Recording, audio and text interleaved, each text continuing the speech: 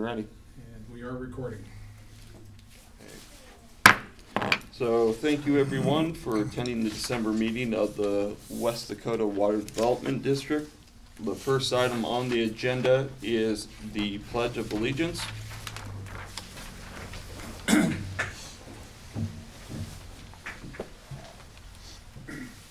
I pledge allegiance to the flag of the United States of America and to the republic for which it stands, one nation, under God, indivisible, with liberty and justice for all. Amen.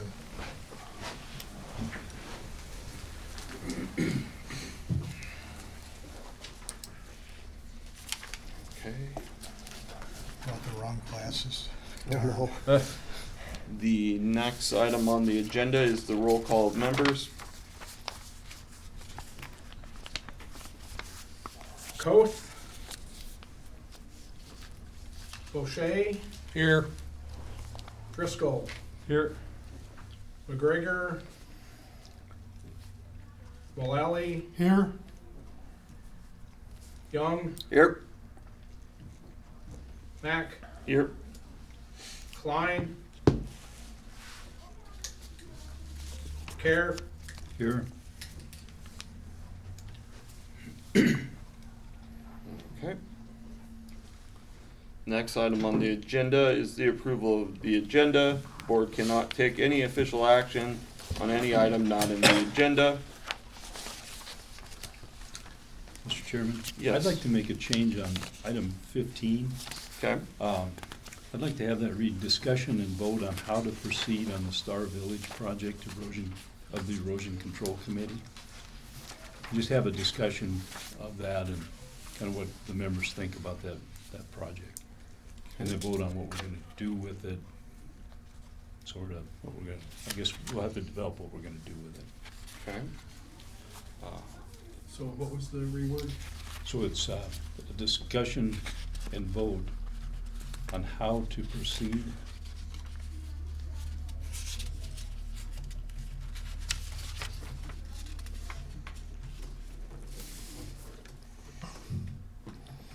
I move that we accept that change, or that we accept the agenda with Director Carr's change.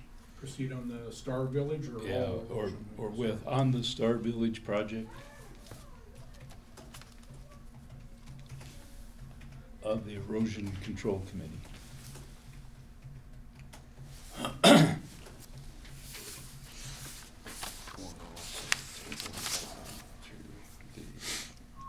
Do you want to do that, or why don't you go ahead and do that? and I'll- Okay.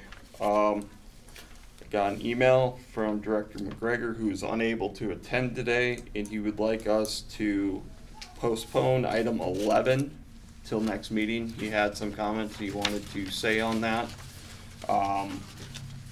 So I would like to remove that from today's agenda to be discussed in January. And how about 14? He's on that one. I was gonna take that one over since Okay. it's an informational, and if Black Gap does show up to discuss that, if the person that was given the presentation was McGregor, we will just skip that. But he Okay. told me, he did not tell me otherwise. So if Black Gap shows up, I will introduce them as a courtesy as the chair. And I'll retract my motion until we're done here. Okay. Mr. Chair, Yes. I wonder on number 11 if we, instead of removing it, if we could call that a limited discussion or an update. I guess I would just, it makes sense that we would defer our discussion. I think it will be a substantial one until our January meeting, but I guess I'd like to hear if there are any new developments that since our last meeting. So could we call that a limited discussion? My concern after reading open meetings law and executive session and what executive session covers, I would rather just table the whole thing till January, just in case any comments go outside the bounds, and then we can have a complete and open discussion without limitation. I guess I don't have strong feelings, but at this point, I'm not sure where an did you say an executive session or the executive committee? Executive session, as I reread open meetings law and about talking about items like this, it said that it should be put into an executive session amongst the whole board. And I reached out to Director McGregor about this topic as well, since it's his background, and he said that would be the smarter move to do. Right. So that's why I am doing it now. Right, so.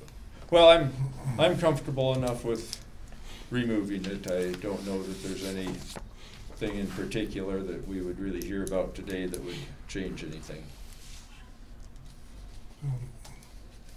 So next meeting, we're talking in executive session? Most likely Okay. on this information. That's how. Because I don't really, I've been totally out of the loop and haven't gotten really any information. So I was hoping to learn what we're even trying to do here today. What? I know you're concerned about So. getting ahead of ourselves, but I just don't want to go into executive session knowing what I know now, which is very little. I would say that it would probably be the best in the current state. Going into, using an executive session the next meeting and then actually making any actions or information on it currently would be my statement on that. I understand your frustration that there is limited information currently, but Because there's no packet for executive session, we really just go in blind. I will make a note of that, and I will see what we can do prior to that. But anything you. we put in the packet is public, and if we are talking about anything with legal on that, sometimes it's best to do that in executive session. This is what I'm reading from the, Yeah, you're right, you have to be careful and do them properly, so. yeah, so I'm I trying. will defer to your judgment. I appreciate that. Thank you, Director Mullally.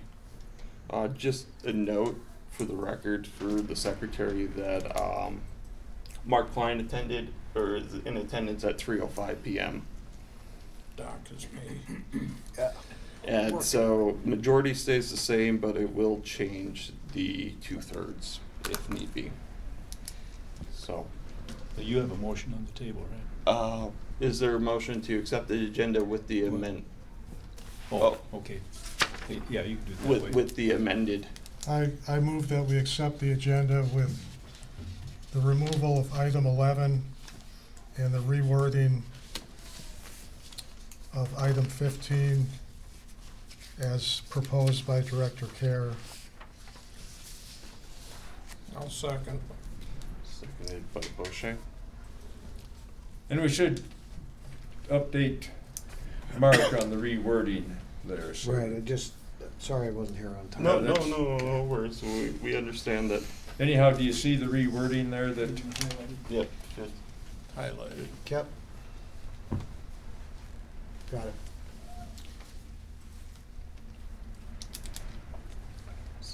Okay, is there a second to Director Mullally's motion? Moshe had? Oh, Bochet, sorry. He's got them both. Gotcha. Discussion on the items? All those in favor of approving the agenda with the amended items, state by saying aye. Aye. Aye. All those opposed, same side. Okay. Conflict of interest disclosure. If anyone would have a conflict of interest at this time, this is the time to let the board and the public know.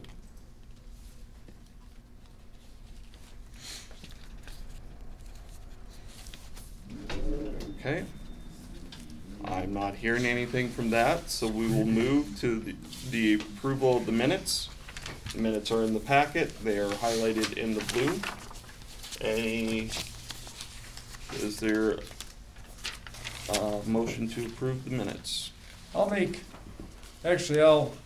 move to approve, and I'll just make one comment that, we've done at least a reasonable job over the years of kind of trimming the minutes down to more or less a bare minimum and still provide, necessary information. There's just a couple minor things we might cut out, just a little fluff in the future, like on the call to order. I wonder if we could just say the meeting was called to order at 3 p.m. as opposed to having the in-between stuff in there, and things like the roll call. I don't think we would need to list the areas of the directors, just the roll call. But a very minor thing just to think about. Okay.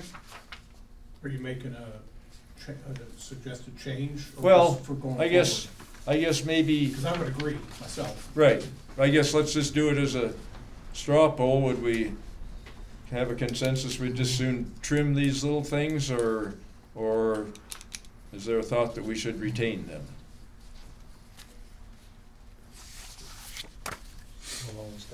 Oh, yes, Dan. I would say keep the areas in, that's easy. It lets people know that's how our organization is structured.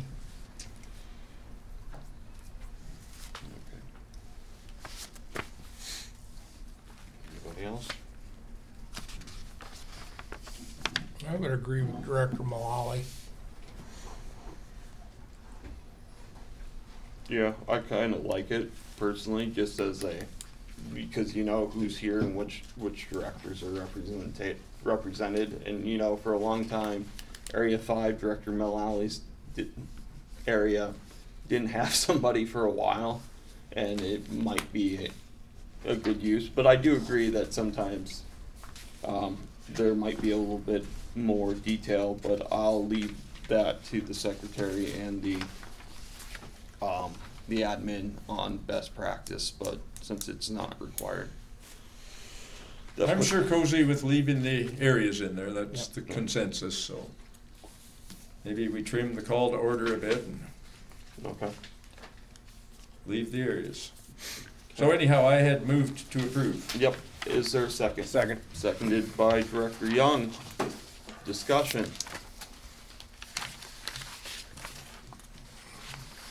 All those in favor of the minutes, approval of the minutes, please state by saying aye. Aye. Aye. All those opposed, same side. Next item on the agenda is the treasurer's report. As you can see, Director Koth is not here, so I will stumble through it and go through the items, and if the admin would like to correct me, he is more than welcome to. As you can see in the first chart of the item, we do have, for total bank accounts, $263,032.03.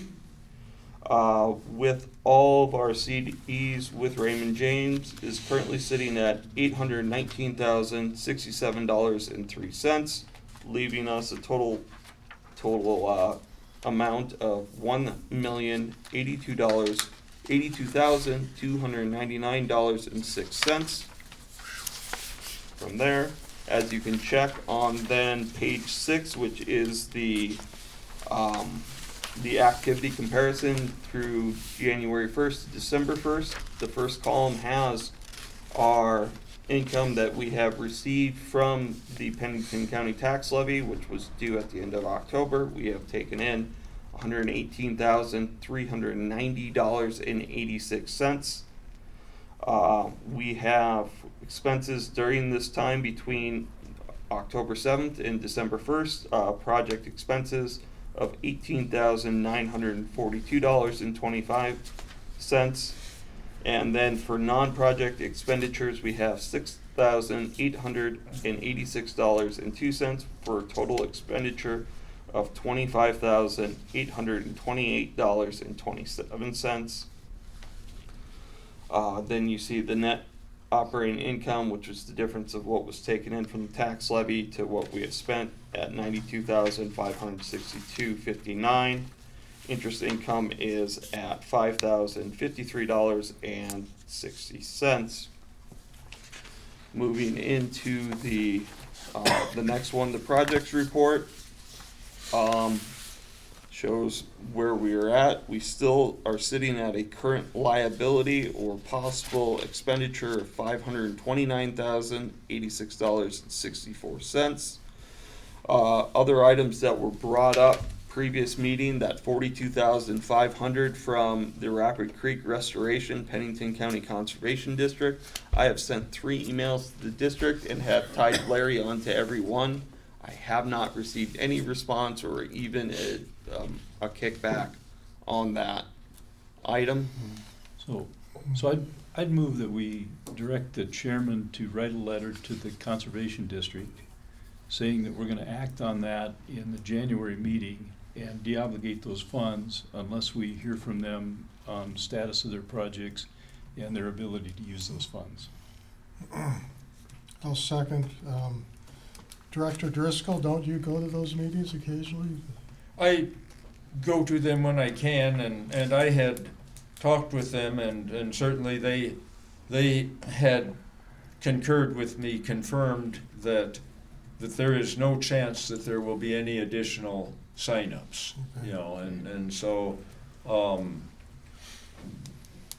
I don't know if we have to do it by Well, it'd be by nice to- letter or by email, but Yeah. it certainly Well- makes sense just to say the gal's name is Eva Chase. Yeah, And they're not responding to the email. is that the number you had? Do you had a number for Eva Chase? It had changed from the previous person.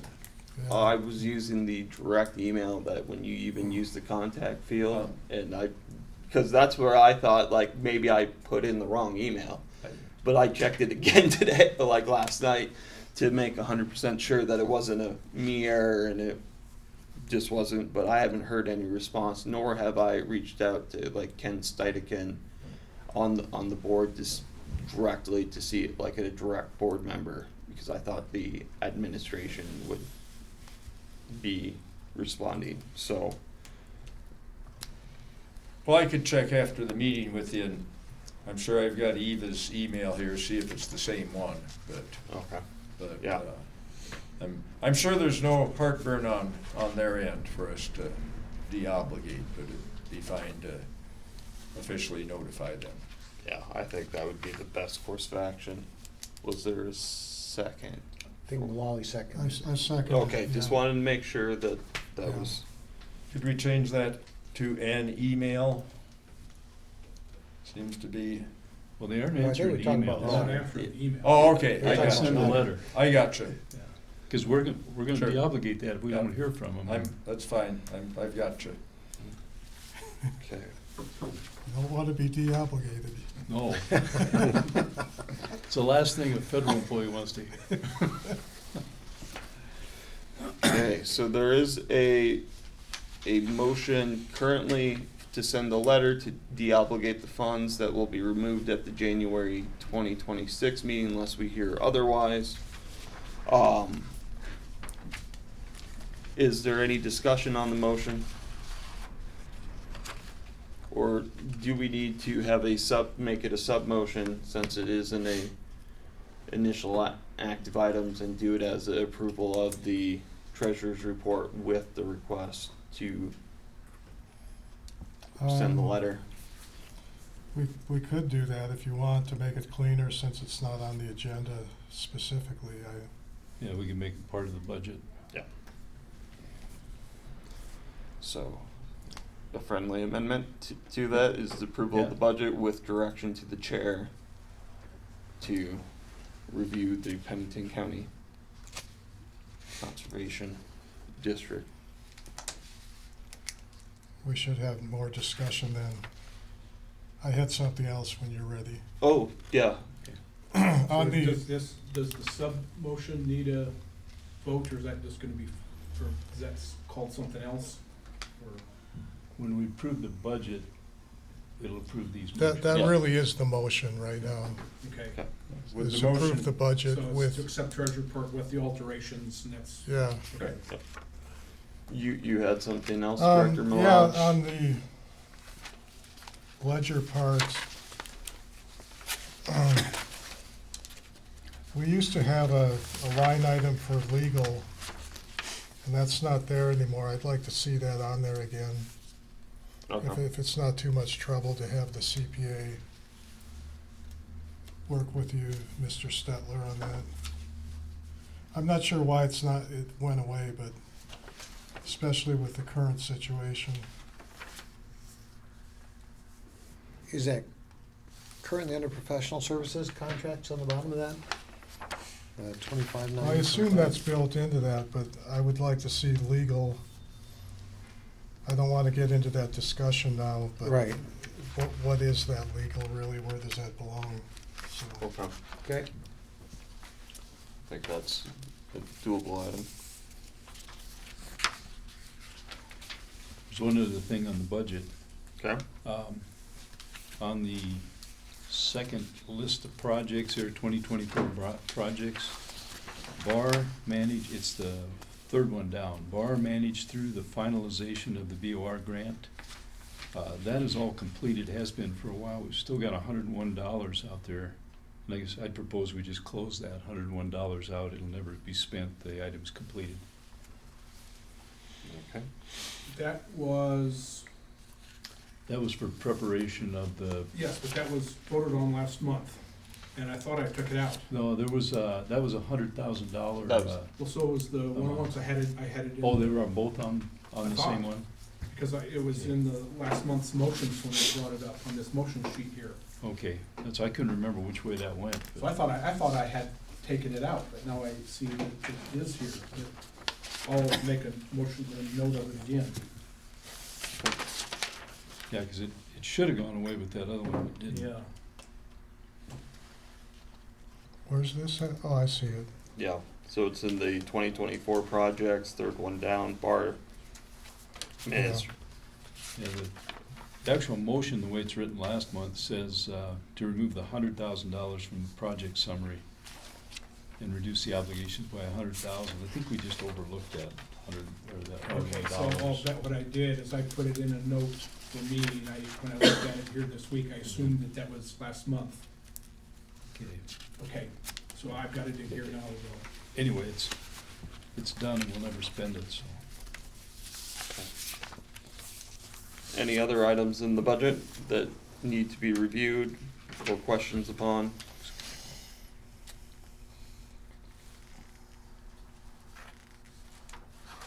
Okay, the current motion on the floor is to approve the treasurer's report with the alterations below.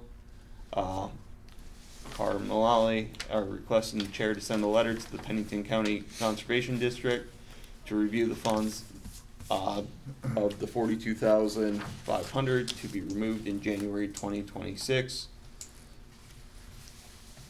unless otherwise noted.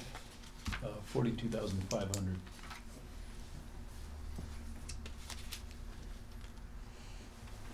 And then the other item is to remove item 2403, the bar X, remainder of $101, due to the item is closed and the money will not be spent. Okay. Just wait for Larry to.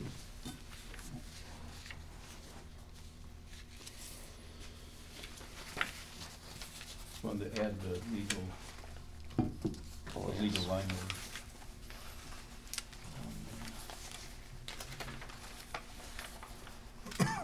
I'll add /check to see if that's already there, but for some reason it's not showing up.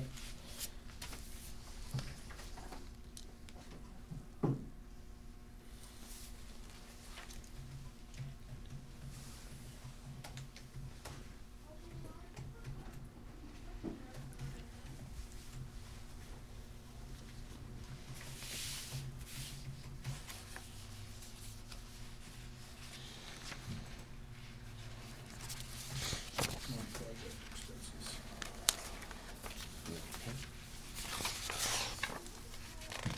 So, as we see, and I'll repeat it, approval of the treasurer's report with the alterations below, the chair to send a letter to the Pennington County Conservation District for the funds of $42,500 will be removed, in January 2026 unless we hear otherwise. The next item is to remove 24_003 bar X, which was the bar managed through finalization of the BOR grant, the $101 since it is closed and will not be used. And the last one is to check/add designation of the word legal in the non-project expenses in the ledger. Any further discussion on the item? Okay. Hearing none. All those in favor of approving the treasury report state by stating aye. Aye. You don't have a first or a second. Care Malali. They had altered Well, that's just for that one. That was for the sub. just for the one. I'll move to approve the treasurer's report.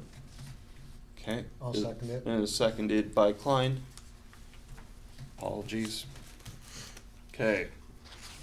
Any discussion on the motion? Just to be clear, following all guidelines. All those in favor of approving the treasurer's report with the alterations below, state by saying aye. Aye. All those opposed, same side.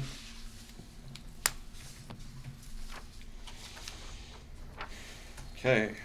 So, Mr. Chair, so I guess when you do the minutes, we need to have the alterations included Into the into the official record, so, Okay. so somebody reading it just doesn't go, well, what's that? You know, Okay. just a comment. Okay. Okay. Item number 7 is approval of the safety guidelines to be included in the volunteer waiver form. The reason why it's included into the packet for item 7 is I just wanted everybody to see it, and if they had any concerns about the item, to state them now.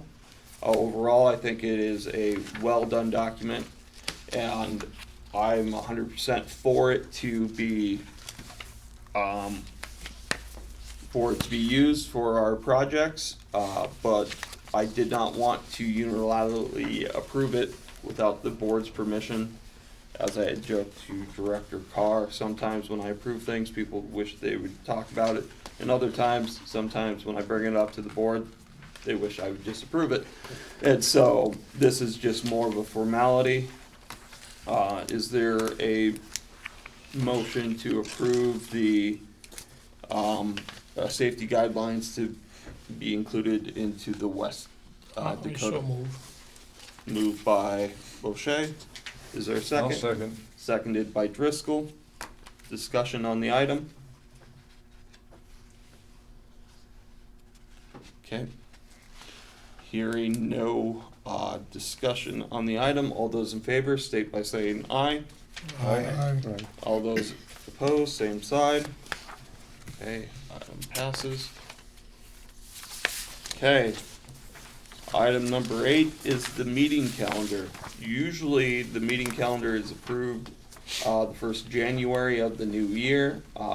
Director McGregor thought it would be better just to approve it now before the new year. And so, instead of doing this in January, we are looking at doing it today. What you see below is the timeline and the dates that would be for the meetings in 2026.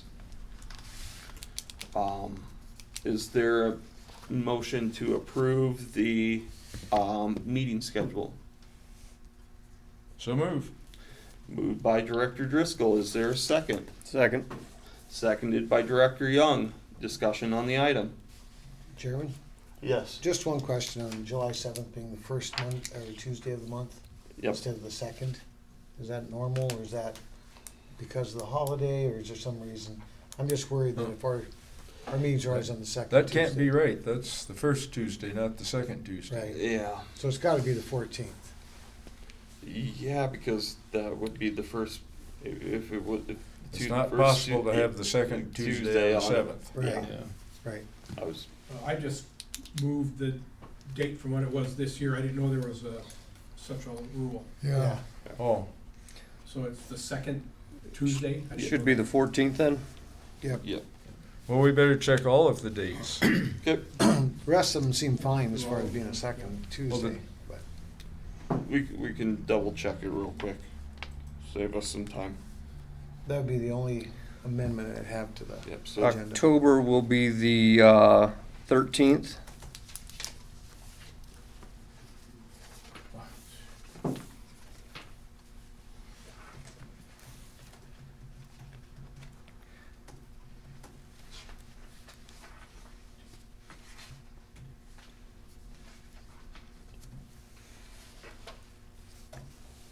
Well, the others okay, Bill?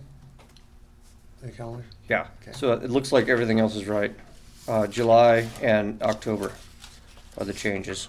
October what, 13 you said? October 13th, How that feels- got off.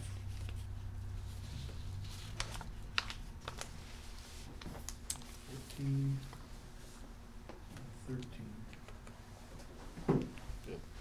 And I will amend my motion to reflect as corrected. Okay.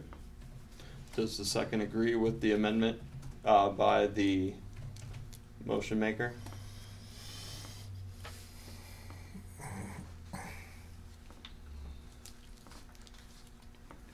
I think that was Bill. Yeah. oh, then, yeah.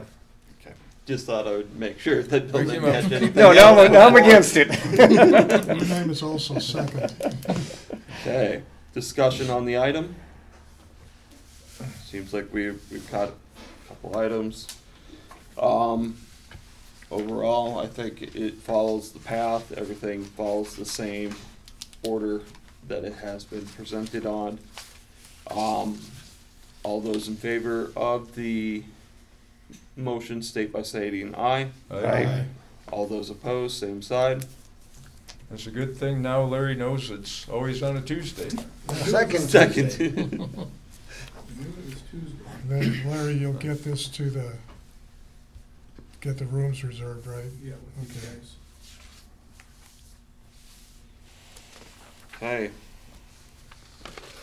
Item 9 is approval of a payment of the annual dues of the Class C membership of the South Dakota Association of Rural Water Systems, $550. This is the document in the packet. As you can see, it is directed to Director Mullally personally, i.e. being our old admin, but now our board member. No, I'm just old. And so we have been a part of this for as long as I can remember, and that puts it back to about 2018. It is a good association to be associated with, and I know some of the other board members have associated with them through other endeavors. So is there a motion to approve the $550 payment? I move. Okay, moved by Boucher, I'll second. seconded by Mullally. Discussion on the item?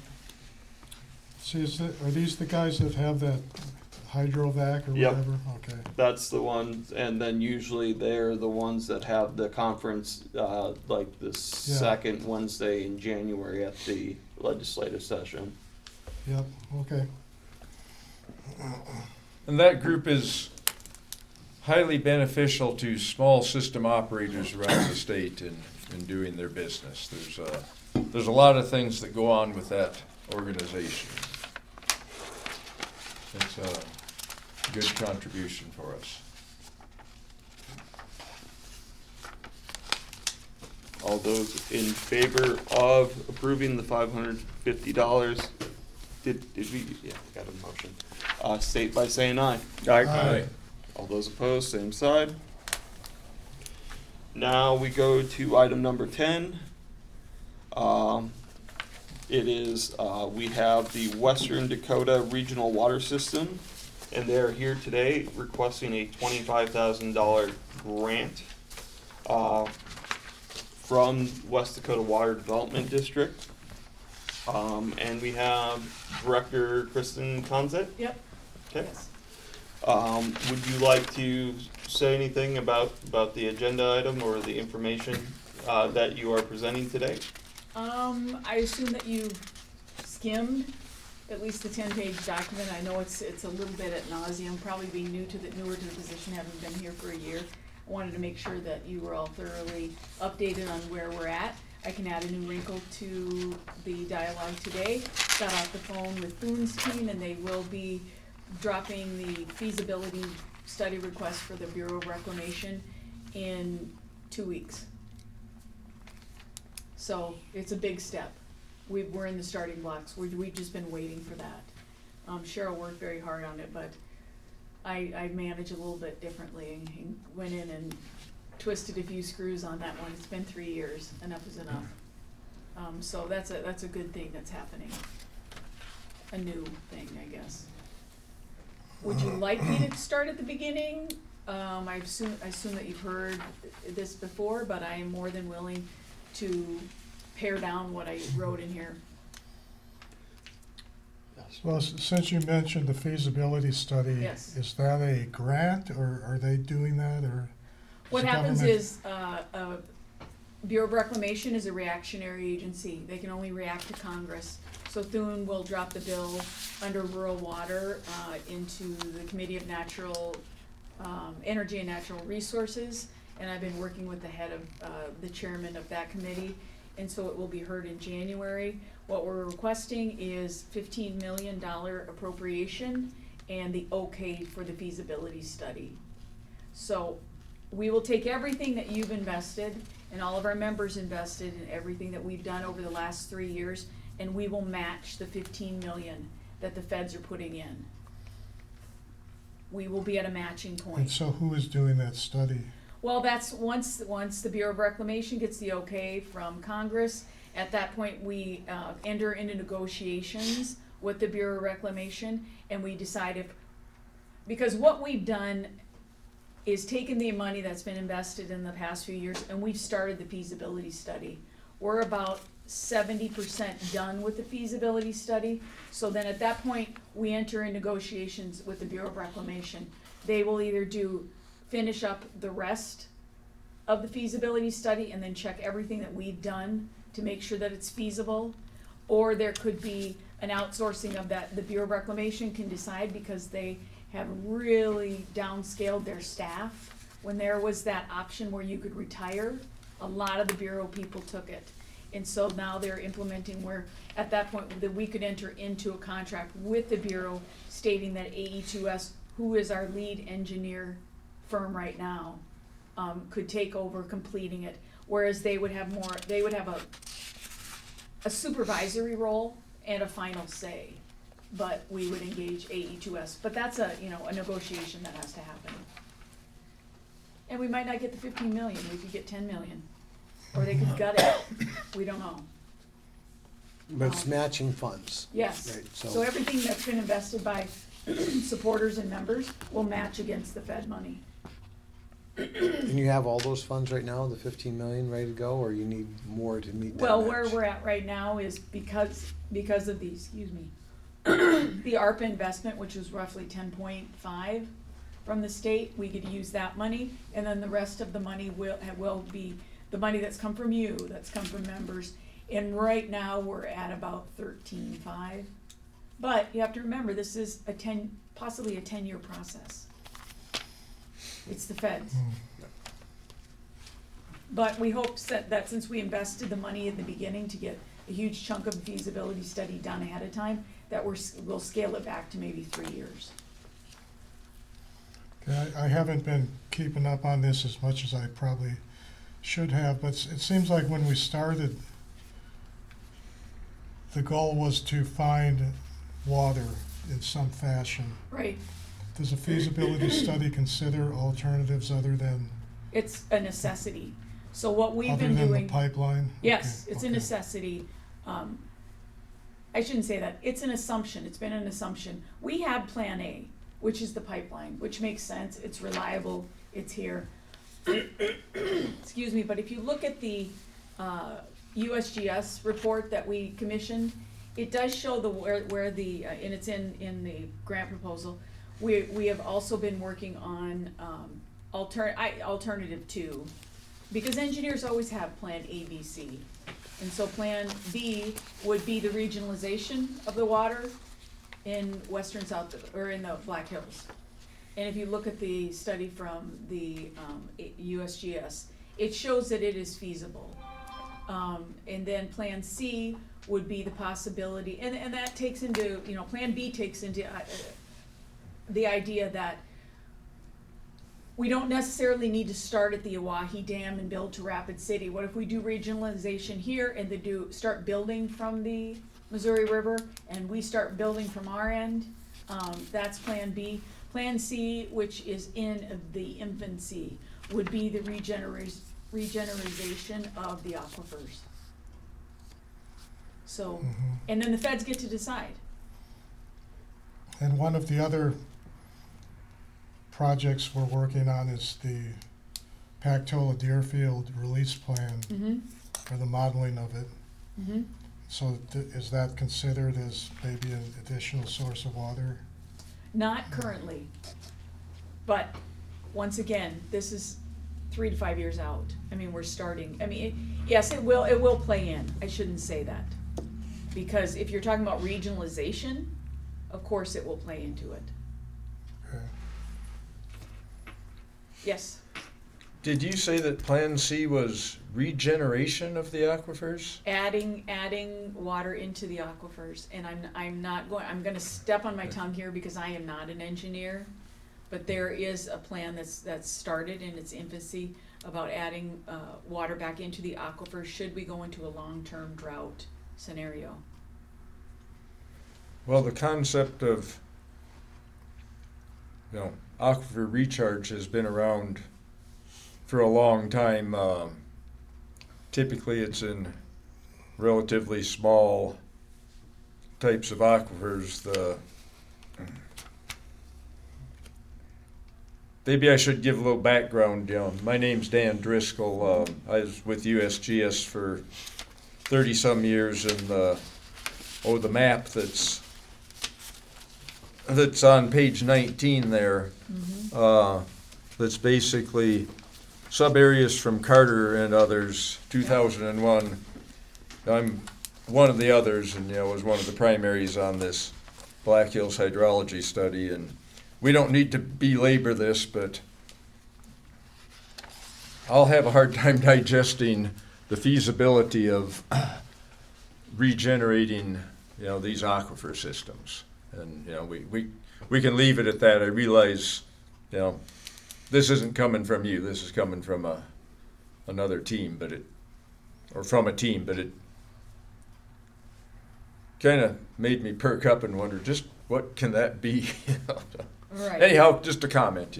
Right. No, and I get it. To the layman, to me, probably the most unsophisticated water person in the room here, it sounds a little bit sketchy myself. Not in the science end of it, but our primary goal is Plan A and Plan B. So the other things are being discussed. They're not. This is obviously not anything that's set in stone. But what my job is to do is to keep the project moving forward once we have the feasibility study okay from Congress. Like I said, that'll be a 3 to 5 year process. And they go through and they do 5 different benchmarks there. There's environmental, is it financially feasible? There's which plan do they choose? So there's 5 different huge benchmarks that have to be met there. Anyway, that was just kind of caught my ear. Kind of just an off the cuff comment Sure. So I get it. We don't need to belabor it. We'll hear more about that. Well, I tell you what, if we get to Plan C, I'll call you. I'll call you. Well, Have you had very much support this funding round? Because the previous year, your organization came in for $25,000. Right. The year before that, another $25,000, and then the initial study was approved in 2018 for the mine study. Right. And then it evolved for another $75,000 from us for the bar study, another $6,000 for the legal to set up the entity, and then the other $50,000 that I had previously mentioned. And I do see in the report I'm sorry, I got kind of my papers all spread over. Right. That you have other funders. Have you gone to other funders currently, or are we the first ones for this funding cycle? You are the very last one for the cycle. Well, it's the end of the year. Your grant application was due, and so I put it off until the grant application was due. But we've all of our partners have renewed their commitment during this last year in all the asks that I've gone to make. I am also looking at possibilities of outside grants. So has West River Water Development District given you money this year? Yes. You talking about Jake? Jake, yeah. Oh, yeah, yes. So, Mr. Chairman, would I assume we would be looking for a motion to approve this funding request? That is, I'll That make has- that motion. okay, I'll second it. seconded by Bochet, to approve the 25,000, payment to the Western Dakota Regional Water Systems Grant request. One Yes. minor comment on our agenda.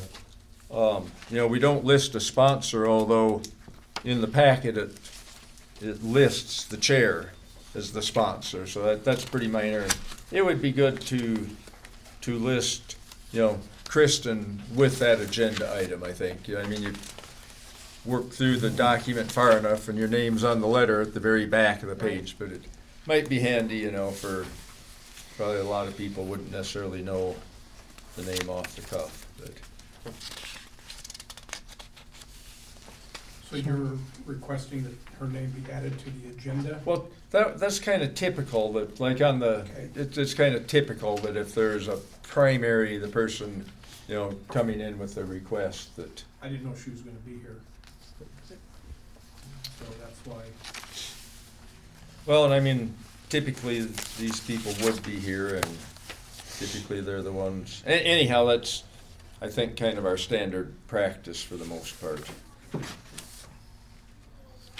So Very minor how thing. critical is it that you get this approved this meeting versus next year?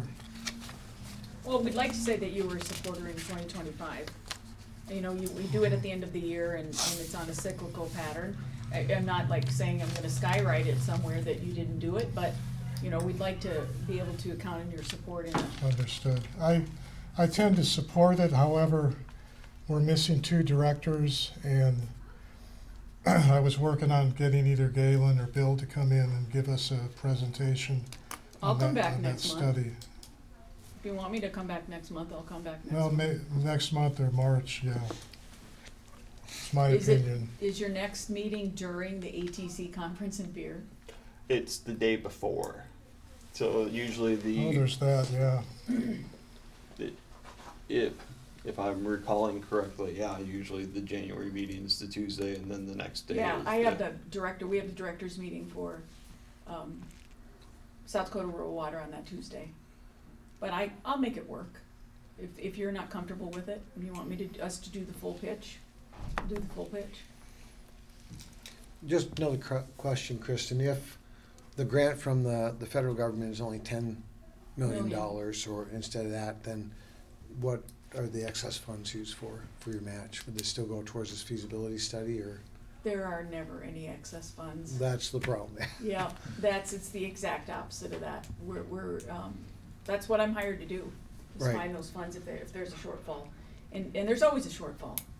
Unforeseen circumstances, we're asking for 15, they could put in 10. Right. Um, So that study you're talking about, right now the estimate is 30 million. yes. Okay. And had okay. they done it 3 years ago, when we had initially asked, it would have been 20 million.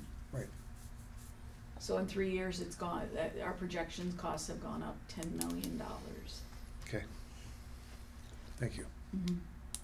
I'm a little reluctant to defer a vote because of a couple of absent directors. I'm inclined to, I made the motion, I'm inclined to vote for approval. I could be gone in January, and Yeah. there's kind of a standard thing, so you know, it's not unusual that we defer action on something, but oftentimes it's not because of, you know, absent directors. You know, we might want to hear what others think about that. Any other discussion on the motion? The motion is still up there and the motion has not changed, so it will be voted on. I guess tonight. that's correct. So, any other discussion, thoughts, or opinions?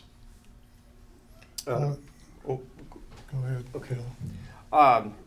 Personally, I like the idea of deferring it for a month. I would like, with this project, I would like our full board to be present for the vote. Now, does January not work for you, or does? I'll be at the ATC conference in Pier. Okay, so are we talking then March?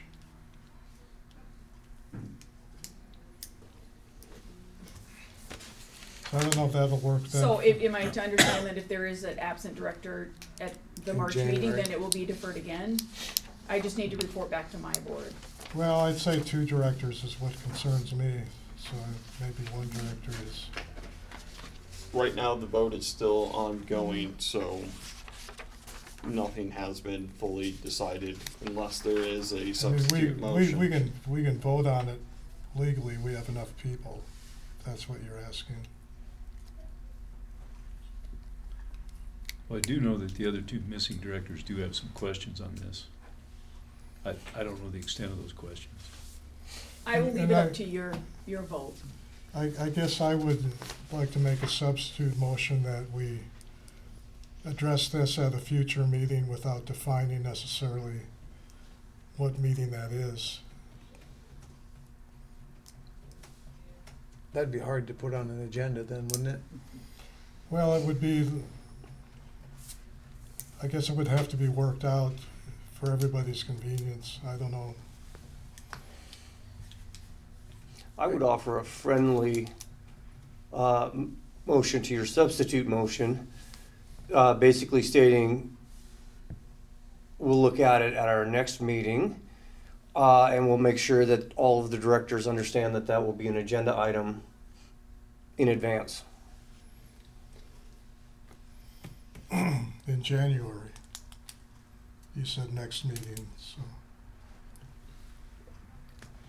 Just, how is that different than getting the packet and knowing that this is a request today, Because other than it's in January? Yeah, it was announced for Yeah. this meeting. it was See, I announced don't that see it that being was a any vote. different than where we're at today. So, I'm just with Driscoll on this one, and there's no guarantee we're gonna have who's gonna be at the next meeting, and to kick it down the road, I don't think is quite fair. And I also don't think it's any different than this packet coming to us today, saying we're gonna vote on this in January. We knew we were gonna vote on this today, coming in. And I do respect the fact we have directors who have concerns, and I wish I knew what those concerns were. I don't mean to disregard those concerns, because they're probably very valid, knowing the directors that are absent. And then under those grounds, I might, before deferring it to January, that there's information that we don't have to make an informed decision on this, but not based upon board members not being here or any agenda item myself. That's just where I stand on it.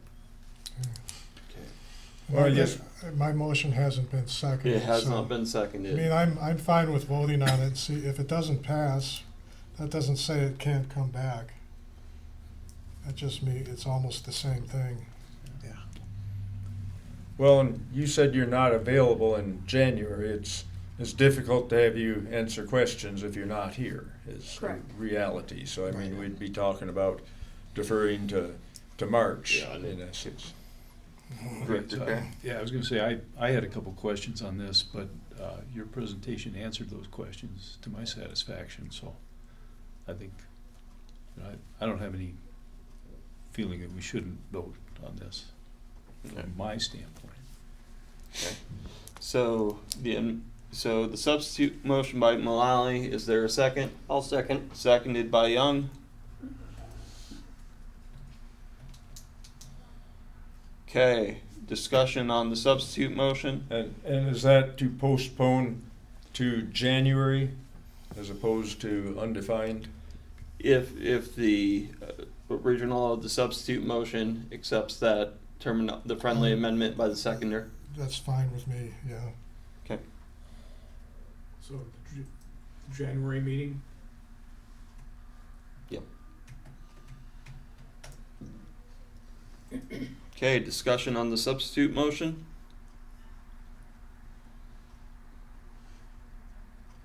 Okay, hearing no discussion on the substitute motion, all those in favor state by saying aye. Aye. Aye. All those opposed, same sign. Aye. Aye. Okay. Seems like the motion has failed unless there is a request for a roll call. No, Okay. it failed. Okay. The motion failed. That's the substitute motion or the, Substitute motion failed by voice vote.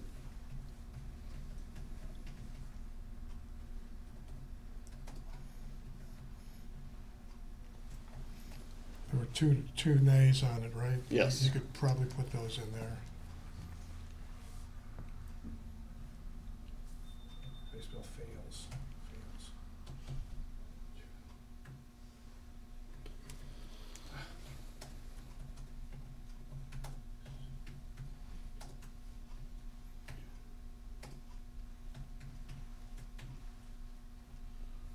Is that right? Two, NAY, I think. Yep, NA. but they're, okay. I like NEY better, but Knee, knee. That's Old English, yeah. yeah. Mullally and. Young, if Do you want names? you want names on Yeah, it. usually take a we roll. put the no votes, the names, yeah. And that was, Mullally and Young.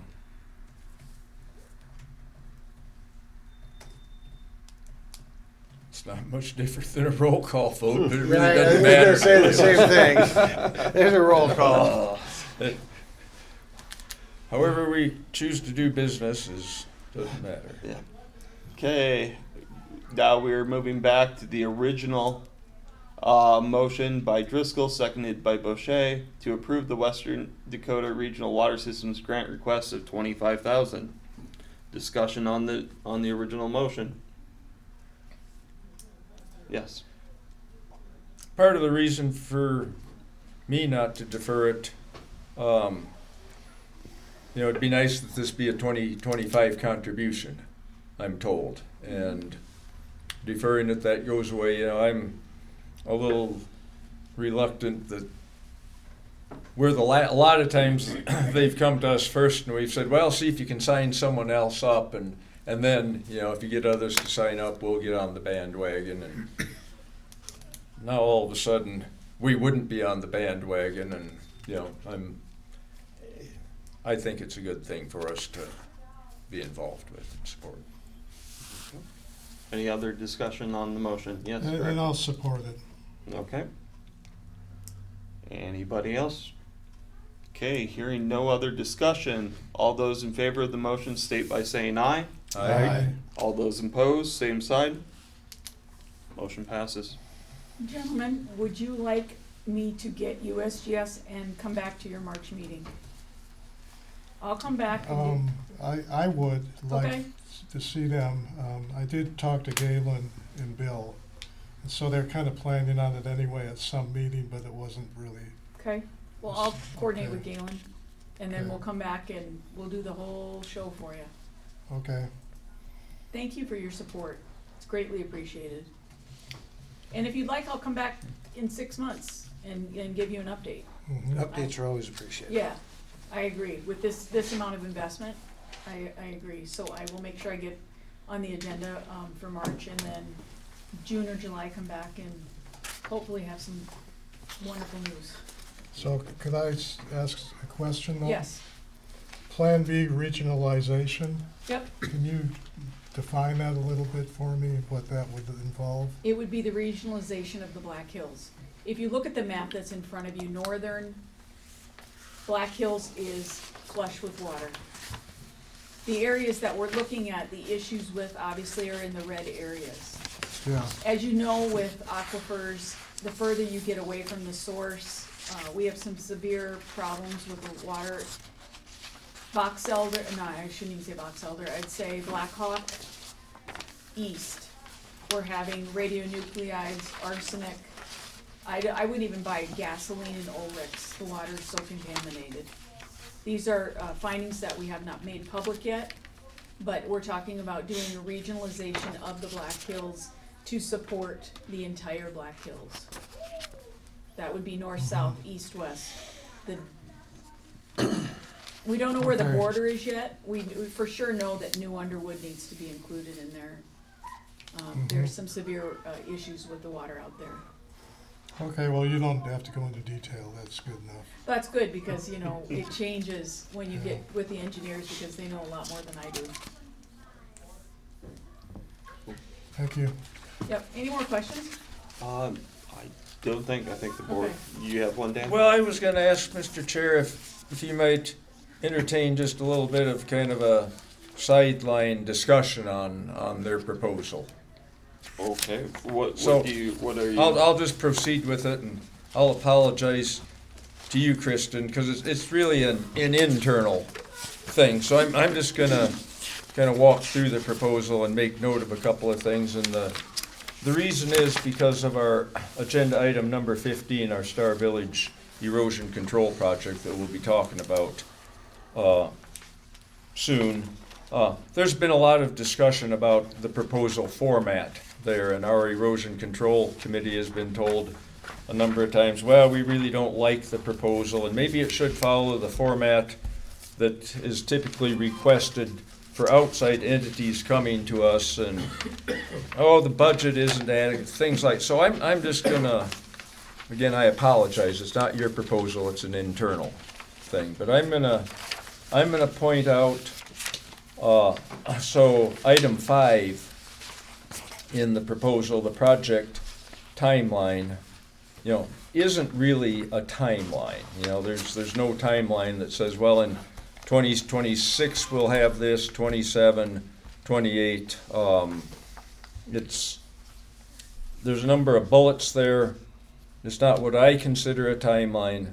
It doesn't matter. And again, this is just an internal thing. I apologize. You're fine. I apologize to put you through You're fine. this.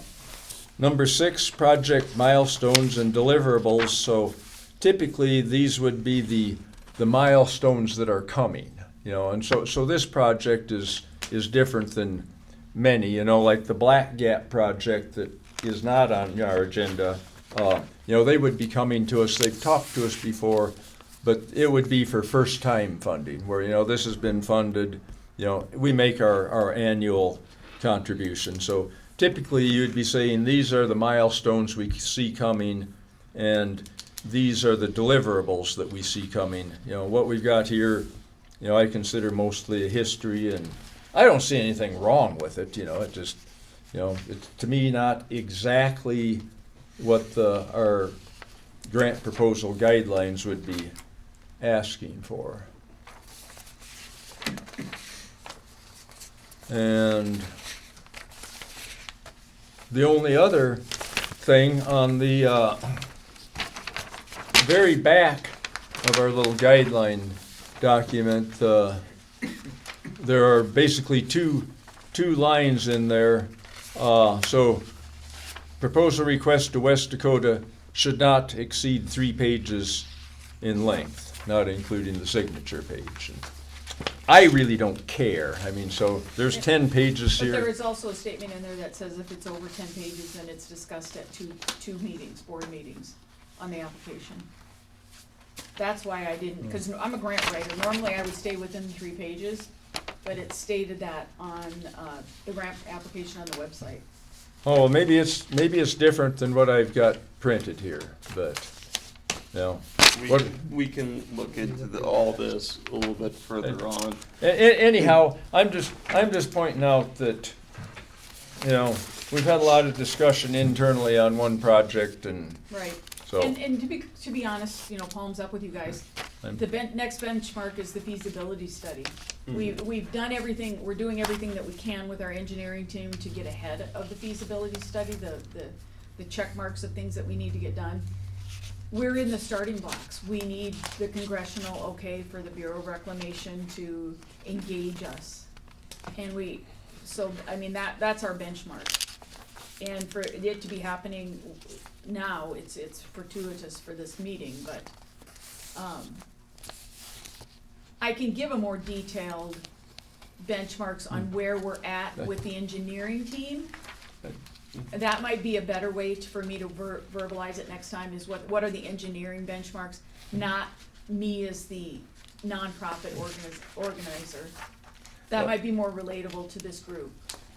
Well, and I'll apologize again, I'm not really asking for that, I'm just kind of pointing this stuff out because of this internal situation we've had. Well, I just wanna make sure And that I give you, I'm- if brevity is what is the order of the day, I, amen. I'm- I'm all about brevity. I have no problem with the 10-page, I mean, so our guideline says 3 pages, and apparently there's something else that, so it really doesn't matter to me, you know, I like what you're doing here, I'm very supportive of it, and Oh, I get it. it's just this little internal thing is the only reason I raised this, otherwise I would have kept my mouth shut, so again, my apologies. You know, we can leave it at that. Thank you for attending Yeah. and proposing and keeping us aware of what's going on with this. I'll make sure that I get on your agenda in March and in July. Okay. Thank you for your time, gentlemen. Thank Thank you. you. Try not to blow away. Yeah. Best of Be luck careful on with the that one. door. I know, Yeah, yeah, that I know. sucks out of all their papers.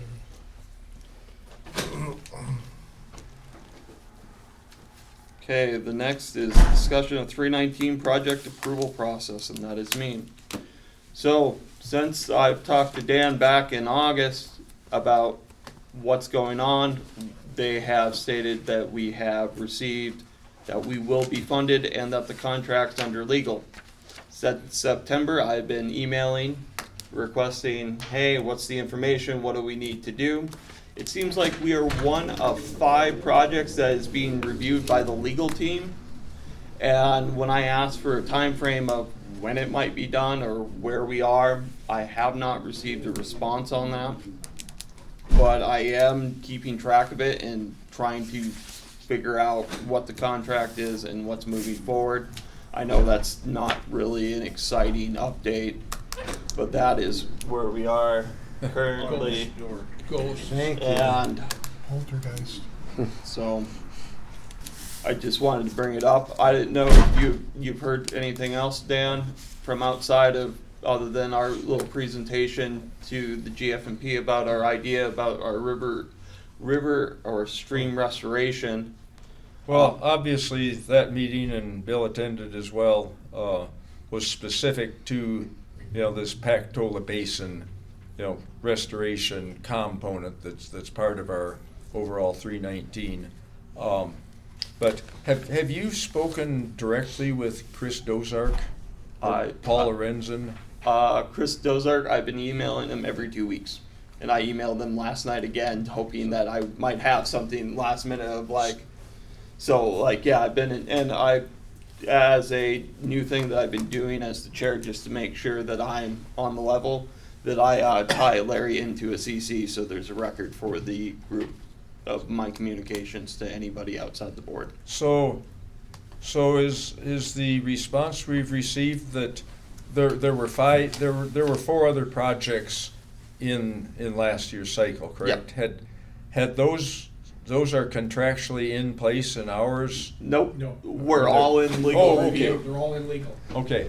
And I was hoping That's that the way it works, illegal, Yep. whatever that means. And I was hoping that it would be like, hey, you're number 1 or 2 out of the 5, or hey, we have an internal lawyer. Like, all I know is that it's under legal review, so I don't know if it's outside from another state department or a lawyer that does it for DANR.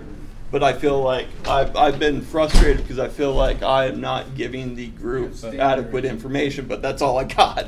But you can't do any more than that. Can't do anything else unless I It's- lock the door. It takes, Yeah, you can't lock it. there's a hex Remote key. meeting. So, I guess I can lock it, no one's gonna come in. So there, we will have no contract until we hear otherwise, which. that yeah, is what I'm hearing, and I would that- assume, since the holiday season's upon us, that we won't see it till January at the That- earliest. And I probably- don't know that, well, it is what it is, Yeah. there's no, we'll wait, but I guess, in the interim, you know,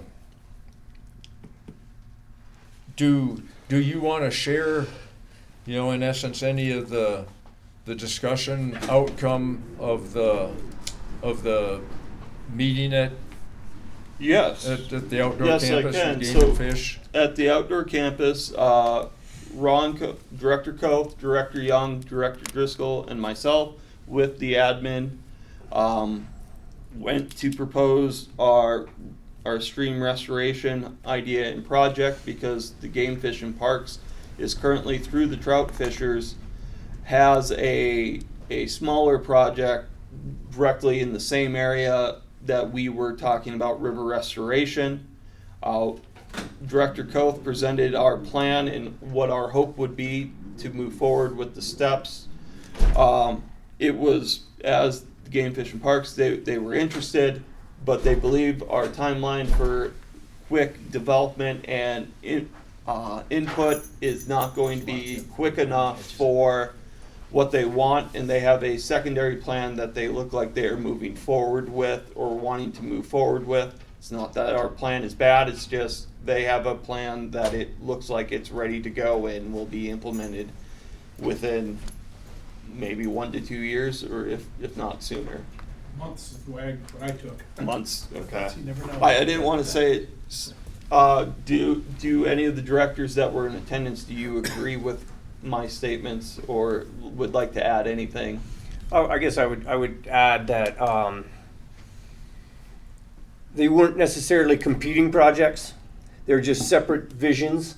The vision of our use of the 319 money in the Pactola Basin could truly be the best thing that has happened to our watershed below Pactola. It's a great vision, and I hope that we can push it across the finish line. I hope we can get out of legal limbo and start to get some money rolling in. What our project would do is reconnect the stream to the floodplain. And one of the things that we talk about in our watershed is when water lands in Pactola, we try to flush it through the system as fast as we can. Basically, Rapid Creek has become, this is going to be hyperbolic, but a bit of a culvert. When we get high rains, it goes to the Cheyenne as swiftly as we can get it there. What this project would do, when the water level rises, it would come out of its banks onto the floodplain and then slowly soak back in. It makes a lot of sense, and I think it was well received. There was definitely a question of whether or not the 319 money would come through or when it would come through. And I think that the GF&P and the Black Hills Fly Fishers wanted to move forward with the Boulder project because it was shovel ready. Well, I think, you know, realistically, there is some amount of technical question as far as the feasibility. You know, that project is moving forward. Is it really feasible to come in later with, you know, what we had proposed as 319? You know, I don't know enough. Well, there's a lot of moving parts, but I think the real bottom line, you know, would be really guided in the future, and this kind of leads us into a kind of another topic.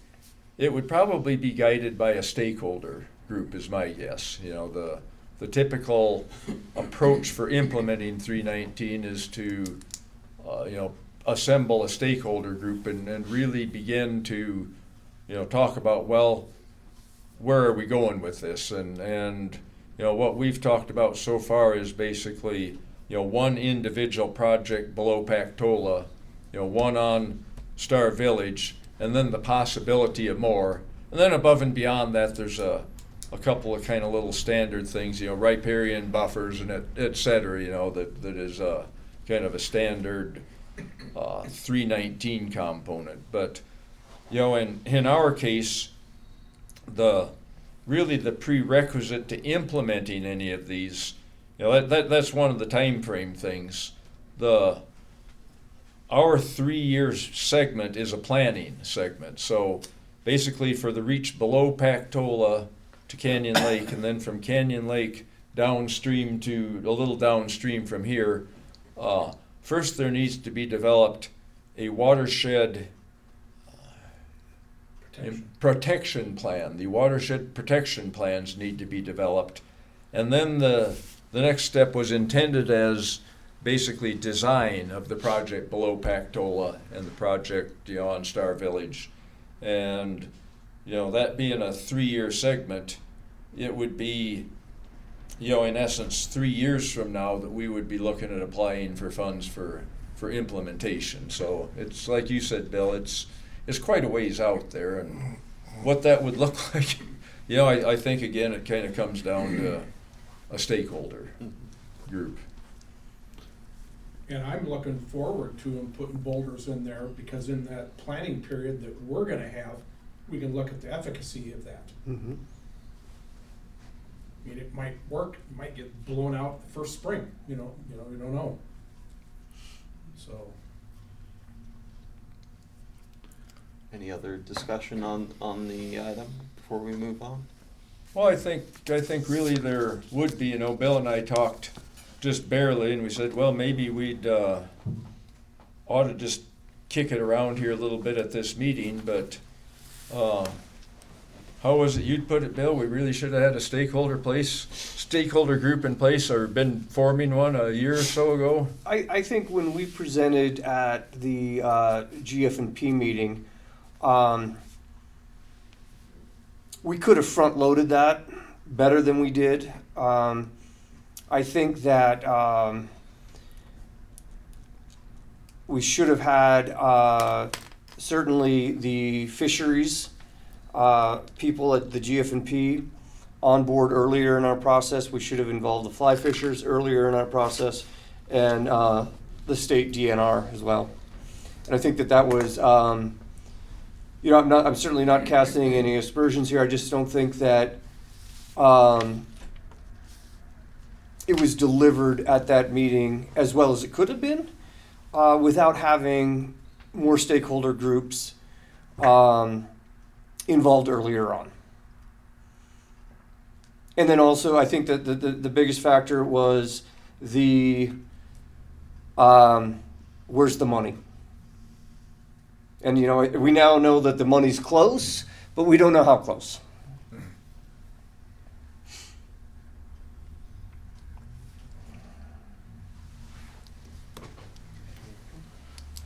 Well, I guess what I wonder, and probably, your thoughts, Bill, anybody's thoughts, do we wait until a contract is in place, or do we start talking about a stakeholder group sooner rather than continuing to wait until later? I would certainly suggest that the committee gets together with some of the key members of the fisheries team at GF&P, possibly even the Justin from the city, the new floodplain Right. manager. Justin Huntley, is it? He was at our last Right. meeting. And then, even state DANR people, and just have a sit down, talk about things. I think that seems realistic. Well, I'm kind of thinking that internally, this is kind of complicated, and we're talking about a lot more. There's been a lot of focus on this Pactola Basin thing because of a situation there, but our 319 project is intended to go a long ways beyond that, and exactly how do we go about coming up with watershed protection plans? It likely involves putting out an RFP. Before we do that, we'd want a stakeholder group, of course, but I kind of wonder if our first step internally is to basically ask DANR to sit down with us and kind of help lay out where do we go with this before we involve game and fish and the city and et cetera, et cetera. There are a number of us in the room, several of us in the room that have a fair amount of familiarity with the 319 process, but I've never been involved with one directly, does that make sense to you, Bill? Absolutely. You've had your hands in a lot of those pies, Roy. I was gonna say, every 319 project that I was involved in, there basically was a stakeholders group that, it was even before the proposal went in for 319. That was developed, and when they'd go to present the 319 at the meeting, the stakeholders were there helping make that presentation. So you've already got that buy-in, from the stakeholders. So that carries a lot of weight. And I think in terms of stakeholders, from my involvement with the fly fishers, they're really supportive of this. Well, they're supportive of the whole project from the basin all the way through. Yep. And then also I know that there's a group that's forming a watershed collaboration, and they're also very supportive of it. So the stakeholders are out there, but I agree that they should have been. You need to get them on board. Yep. Well, that watershed coalition you talk about, they've got a fair amount of momentum. We actually should invite them to, perhaps come attend and tell us about themselves at our January meeting. Mm-hmm. Where they're a good fit for us, or vice versa. Mm-hmm. Kind of taken off from where, Roy's comment is in the middle of a target. Absolutely, that most of these projects are proposed by a stakeholder group, and this one is very unique in that, I had basically given a presentation at the East Dakota Hydrology Conference, and Chris Dozark and Paul Lorenzen had been there, and they saw this presentation that I did on erosion control, what we're doing at LaCroix and Star Village and a couple of places, and lo and behold, we had what we called a stakeholder meeting then, a round robin, a special meeting at the outdoor campus, just trading thoughts with other people in the water community, and they showed up there and they said, "Hey, we've heard about you guys. Would you be interested in working with us on a 319 project?" And so it kind of developed between us and them, and the rest of the stakeholders. They're there, but they've not really been engaged yet. And I think if we want to be successful, that's one of the things we really need to do, is to really broaden our horizons a lot and soon. I think that's really what we need to be working towards. So I don't know if this formulates a stakeholder group, but I've sent an email out to probably 8 or 10 organizations, Danner, Fly Fishers, all the people you've mentioned, to establish a point of contact for the 319. And I've gotten responses from probably 3/4 of them. So that's maybe a starting point, and we have people to contact with more information and start discussion or whatever needs to be done. So I don't know if that constitutes stakeholders or just their, someone, when we have information, that's who we contact. Well, if it's okay with this group, we have a fly fishers meeting on Thursday night, and there's a board meeting before, and I'm not on their board, but I would certainly relay some of this to them if this group thinks that's appropriate. I think that's a big first step. Yep. And they're on it already. And many of them were in the room. And they're certainly supportive of the vision of the 319 in the basin, that we've proposed. A lot of the players that would be in a stakeholder group are at that Oh, sure. meeting. You know, it Mhm. would be very few of the attendees that, you know, whose organizations would not be Mhm. appropriate. Well, I wonder, to me, I think again, internally, we probably need to have a committee meeting with DANR, you know, as we've not really had an official first step other than we submitted the application and now we're waiting for the contract.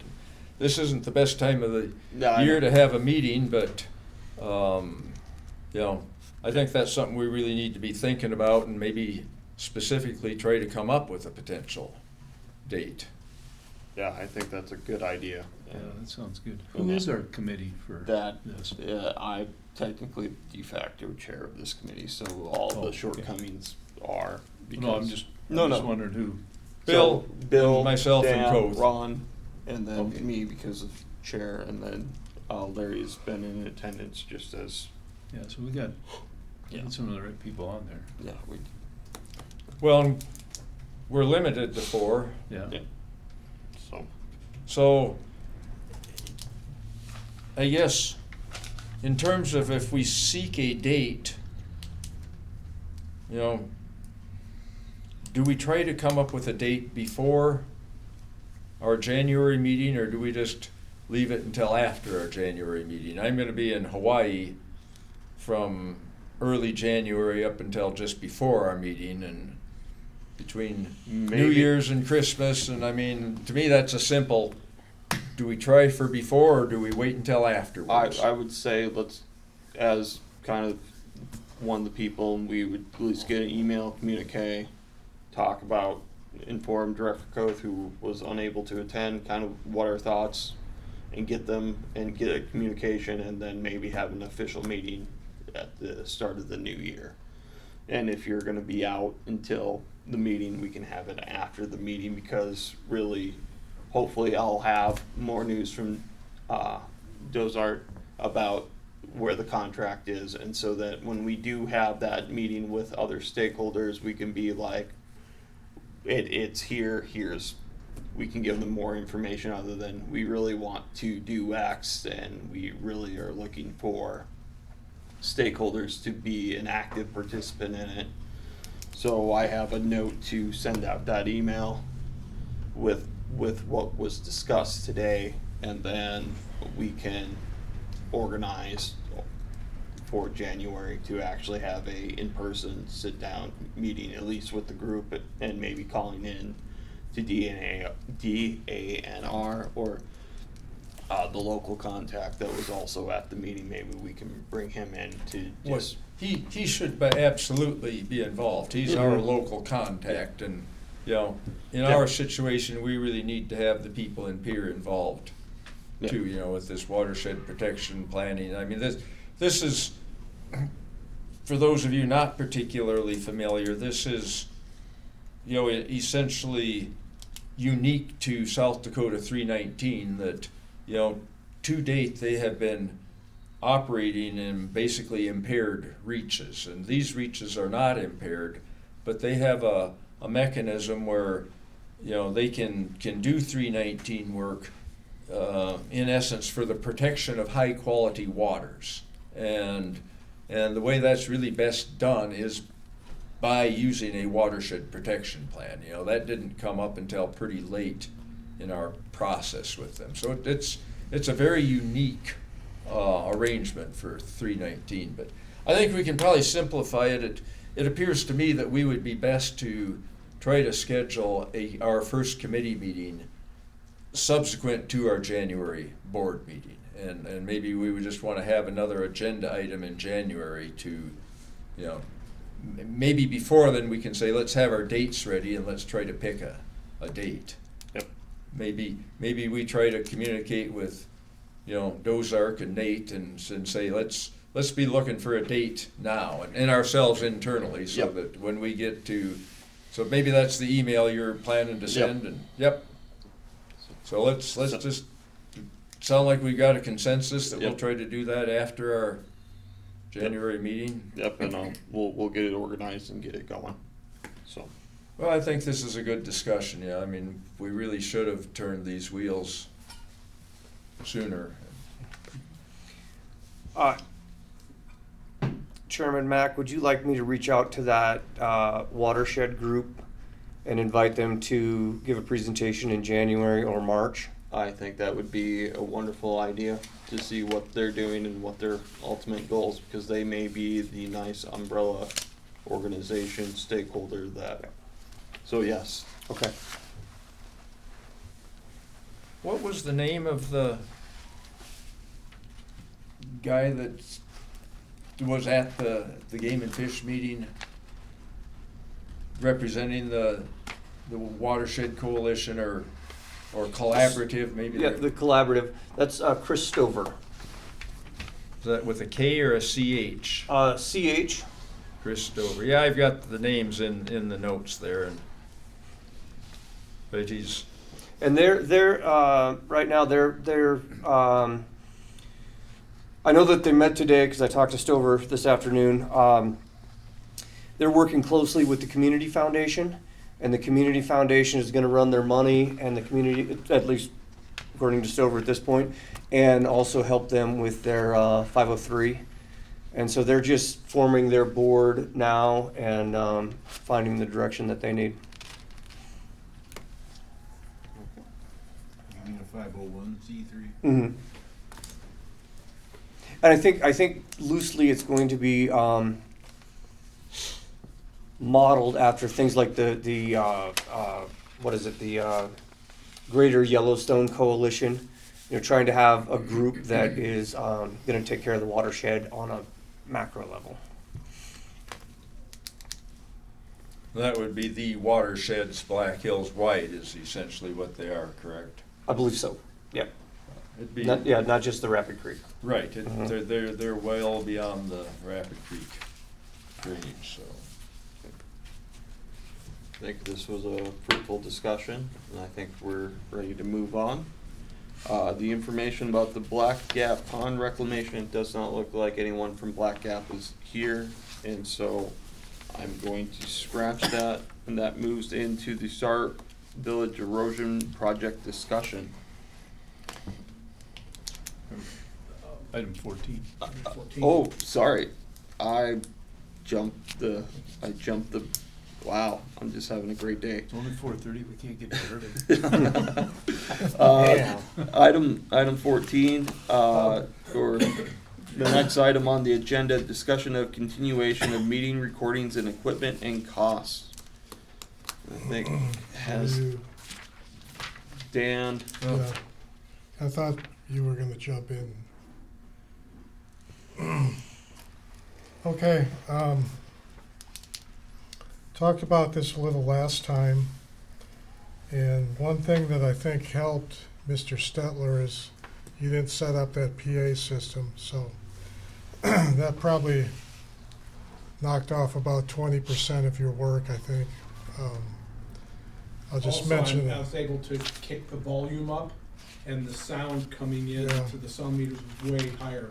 One of the reasons for having that was if somebody was on the phone, it was kind of projected that a little bit better for them, but if this is working like this, you know, that might be at least a solution till we figure out something different. Director Kerr and I went down to a Black Hill, or a Rapid City Sustainability meeting, sorry my voice is going, and looked at how they did things with the owl. And I've logged into several of their meetings.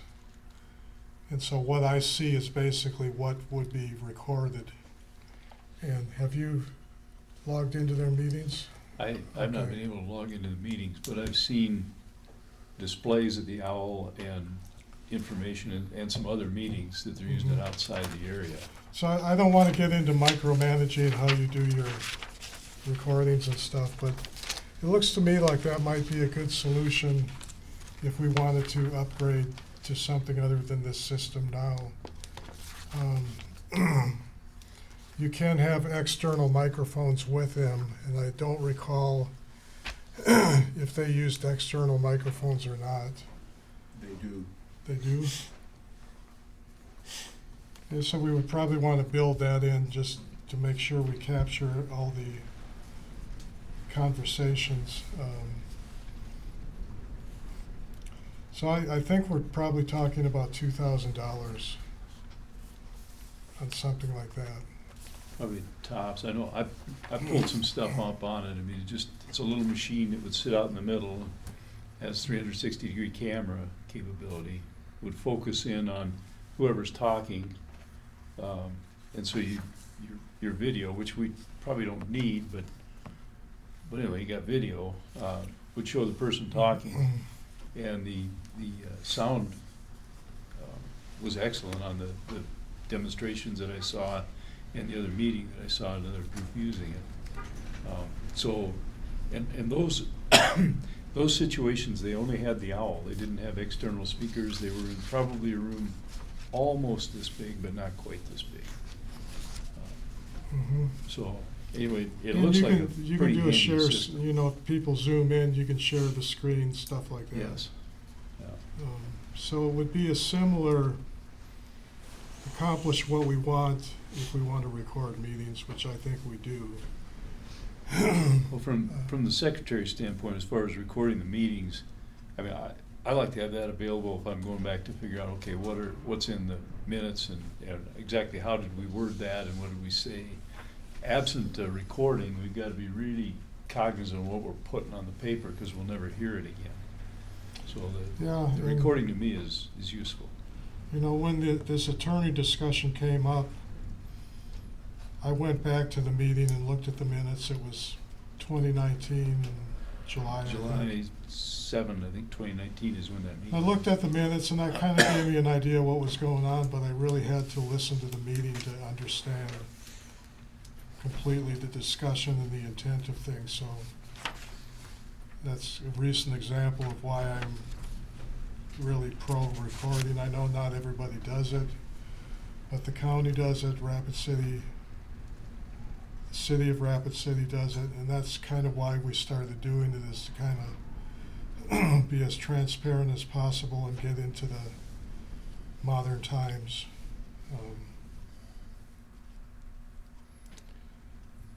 So I think a lot, Larry, kind of depends on what you think about this. My question is just simply centered on, there's no other water districts that record and post recordings, so why are we? I just gave you an example. You know, I went back and read the minutes in 2019 and then had to listen to the recording. So I guess then that would, then we need to just take better minutes or cut our minutes down, because I've looked at the minutes as well, and our minutes are way more detailed than anybody else. So, for example, somebody else like East Dakota will say, have number 10, motion to, and passed or failed. And that's it. Yeah. You know, so no discussion, no recordings of who said anything, just what happened. Well, I think that will be maybe highlighted a little bit in this executive meeting as to what really did happen in 2019, which is really only determined from the recording when I listen to it. Because the minutes have something, but the recording is a little more subtle and a little more complete than what I read in the minutes in that situation. You guys have fun. Oh, thanks. Don't blow See you, away. Barry. Stay safe. Are we gonna let him out? I guess he Oh, he can can get get out, you just can't get Just in, can't right? get in, man. You just can't ever really leave. Have to bang on the window if the wind's gonna get you out there. Hotel Yeah, California. Hotel California. On the windows as you blow by. Right. One question I would ask is, why don't the other development districts record? I guess that's their own business. We've been recording, and I've referred back to the recordings on a number of occasions, and you know, going back to 2019, here within 2025, this discussion that on item 11 that we deferred regarding the ongoing attorney opinion, I specifically wanted to hear what got recorded, and of course the recording was garbled, but that's going to get talked about quite a bit, what exactly, got said during that meeting. And, I guess I'm totally against, discontinuing our recordings. That's been our practice, and I'm very reluctant to change that status quo. And the cost, you said it's might be a couple $1,000s for upgraded equipment. We've got $1 million in reserves, and it's a small price to pay. Will it work with this, or is it a completely standalone where? It's a you have to have it's a microphones and- standalone. You would probably get rid of that. So we'd have to get rid of these mics and get different. I'm not sure if externals? these mics would be compatible or not. These are powered mics. They require phantom power. I could check into that. These are about $300 mics, by the way. The system or each microphone? Each microphone.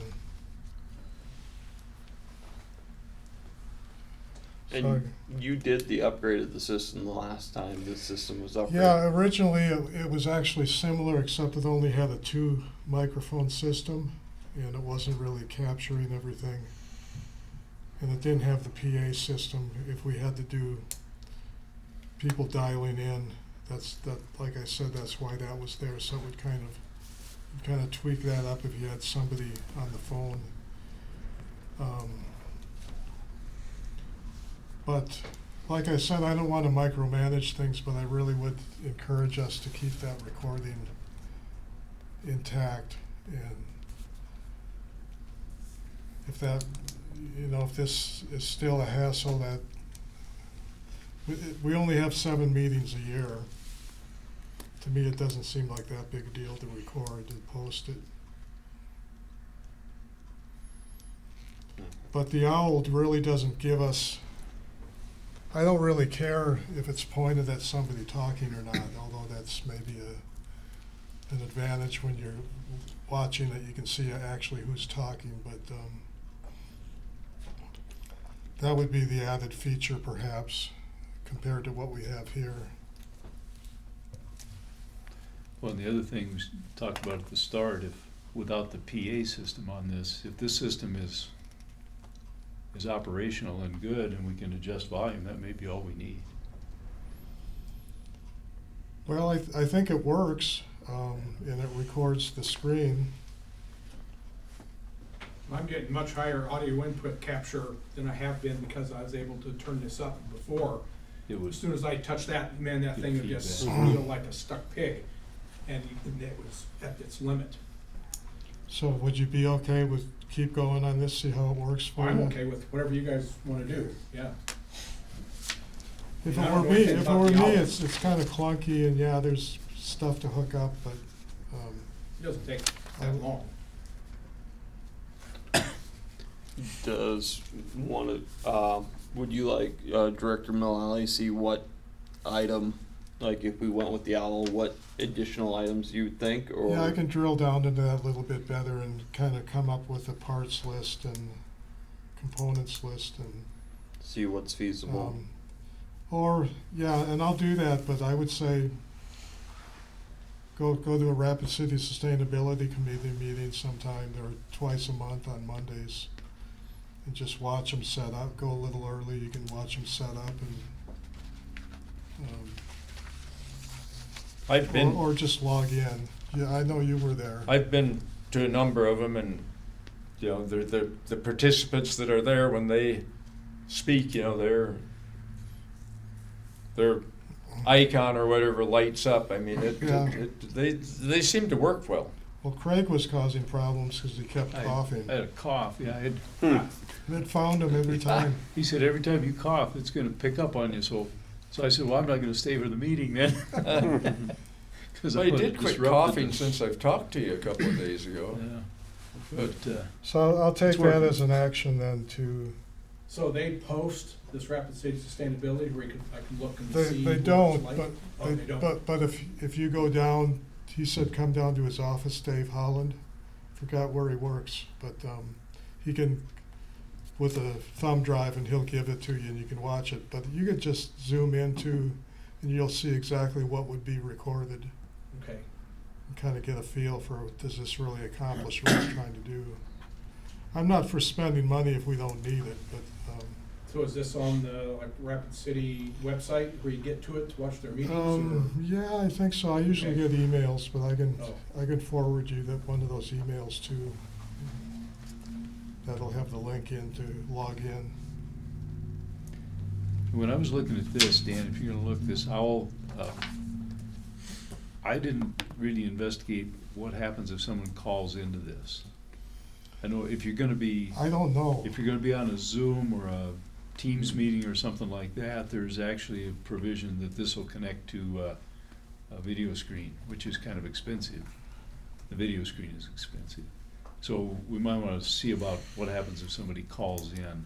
I would think we could still use. Well, they'll just, if they have a smartphone, they'll just log in with the Zoom. Okay, So- maybe that'll work. Now, if they, I don't if know. they had just Anyway, like a landline, I'm not sure Yeah. about that. Rather speculate, we need to see what that is. It's supposed to work. Yeah. We'll see. Yeah, if they've got, Fred Flintstone landlines, All it would show is unknown user and the phone number, and it Yeah. should work with Zoom or in Teams, but depending on how it would interface with the OWL, that would be the question.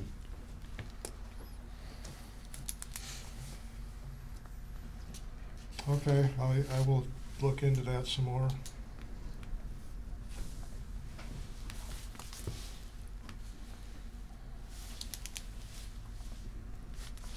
Any other discussion on that?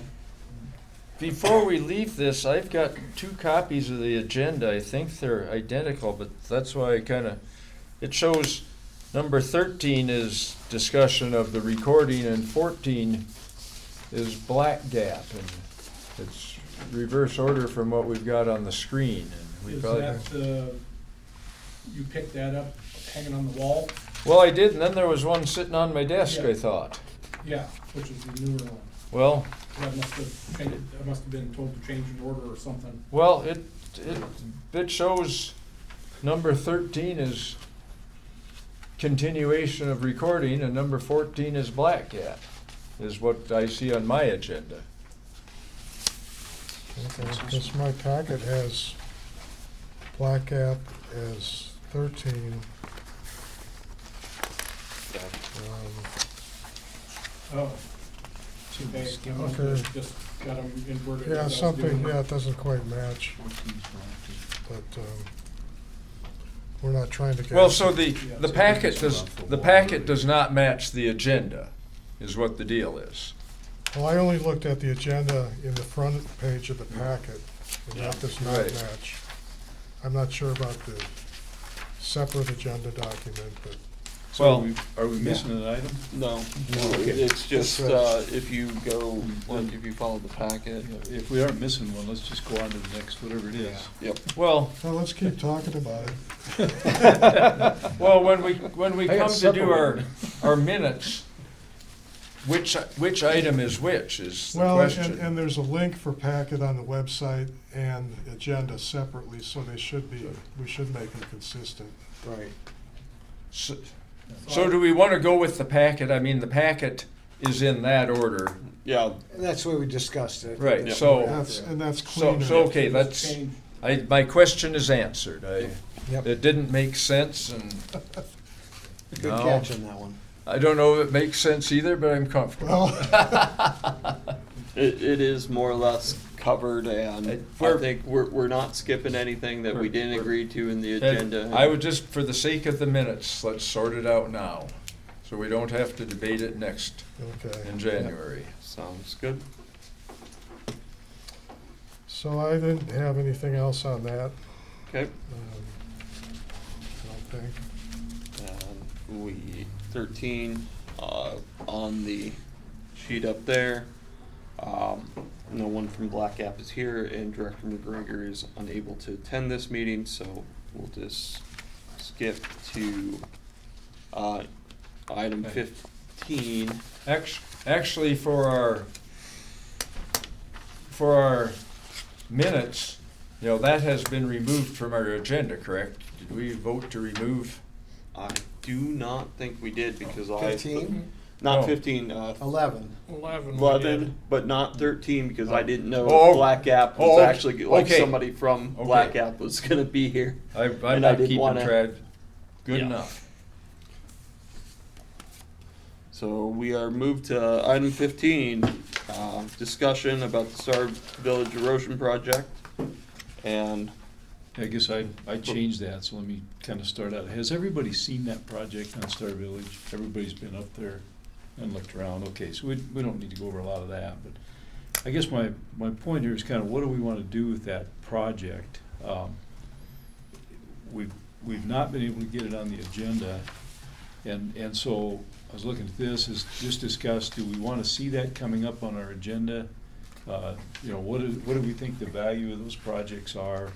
And just kind of a round table discussion on how do we want to proceed on this particular erosion control project. Can we back up just You can back one- up, yeah. Right, so Sure. I had requested that the committee could do an update on our erosion control activities, and it didn't really get to the agenda, but can we do that as part of this? yeah, I would So- think- because it is part of the discussion. Right, so I sent a PowerPoint. I assume you got it loaded, Larry? No, I never saw them. Oh, I emailed it When? last night. Oh, I haven't looked at email today. Oh, well, I guess. Perhaps you'll find it is gonna be on the cloud. I'll just jump into it, because See if this- if anyone wanted to look at the pretty pictures, they could have Oh, done, get some up. done so already. Kind of one of the main activities, we anticipated having a Day of Caring project through the United Way with the South Dakota National Guard, and I had assembled something on the order of going on 1,000 lawn waste bags, and I tried contact, I didn't hear from him, I tried again. Well, it turned out the guy that was my contact retired in there. I found a new contact, and they said, well, because of this furlough, and by then they were actually back in, going back to work, but they said all the trickle-down effects, we can't show up. I said, oh, yeah. So I eventually asked around a little bit, and the Rapid City Wildland Fire Crew was able to come through. We actually had 2 work days with volunteers where we were able to distribute, empty, move, about 200 bags each time at Star Village, kind of some of the easy areas, and then the fire crew came in and we did 400 bags at Star Village, and actually it's in a new location. You probably didn't find it loaded, or Wasn't in my email list. I think Oh. everything loaded. well, let's not worry about it. So I got Oh. one from early this morning from you, and last night about 8 o'clock, but there's no Did it- attachments. Did anyone else see that agenda, or that? Maybe I didn't get it out. Let's not worry about it. Okay. If it's not there, we'll live without it. So they actually, usually we use these carry bags to carry the leaves, and well, they just started throwing them like a bucket brigade, and they threw them up the hill, and we knocked out 400 bags at Star Village in the morning, and then went over to LaCroix and knocked out another 400 there, and it's done. So talking more with Eric O'Connor then, and it was kind of a enlightenment to me. He said, well, sometimes we can come help out for a day like this, but there might be ways where we can show up maybe a little more often, and push, we turned a few wheels, and we ended up scheduled we had talked, Thomas had attended the meeting, and actually, thanks to Bill for kind of rattling Scott Anderson's cage, that one meeting, and asking, well, you guys kind of got a small excavator, and you guys could do some of that, right? And maybe you could step up some more. And Scott said, well, I think we can. So we met with them, and so we specifically said, how about in terms of how do we write this up? This pile of dirt, there's about, I was guessing 200 yards at the executive golf course. How about if you guys haul it, some of it to LaCroix, some of it to Star Village, and then we'll take care of spreading it. And lo and behold, as of yesterday, they hauled about 75 cubic yards of material to LaCroix. This was my first experience up front with a tracked skid steer. The Wagers, we've used their rubber tire one, and I know there's no comparison. It's just totally incredible, the places they can go with them. And these guys are workhorses.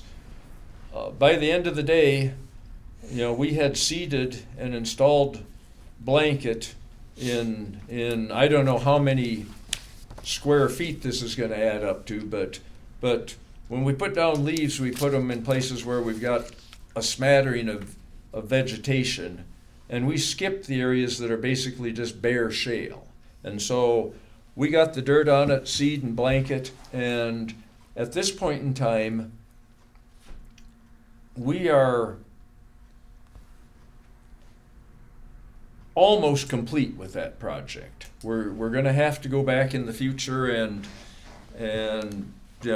get some more leaf bags in there for several years and see if it keeps filling in. If we get good years, it keeps filling in, we may be done. I'm probably going to have to go back with a few wattles in a couple of places and tie the blanket down. But for about 3 years, I've been trying to get dirt there, and lo and behold, it happened.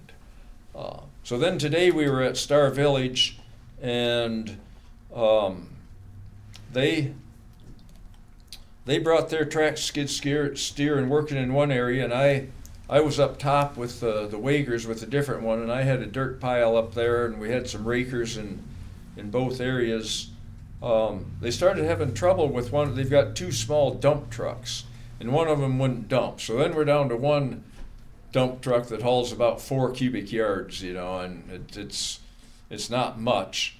And then they started slipping and sliding where they were going in and couldn't get there, so they all came up top where I was at and worked on a dirt pile there, and plus they brought some in. We didn't get as much done as we got done at LaCroix, but at least the city stepped up, and then this fire crew is there, and we've made some really good progress on it. And I think those are probably the key ingredients. We've had some more discussions with the National Guard about possibilities, and I think we'll just leave it at that. And I think beyond that, I'd just ask the other committee members if there's anything you guys want to add in terms of updates.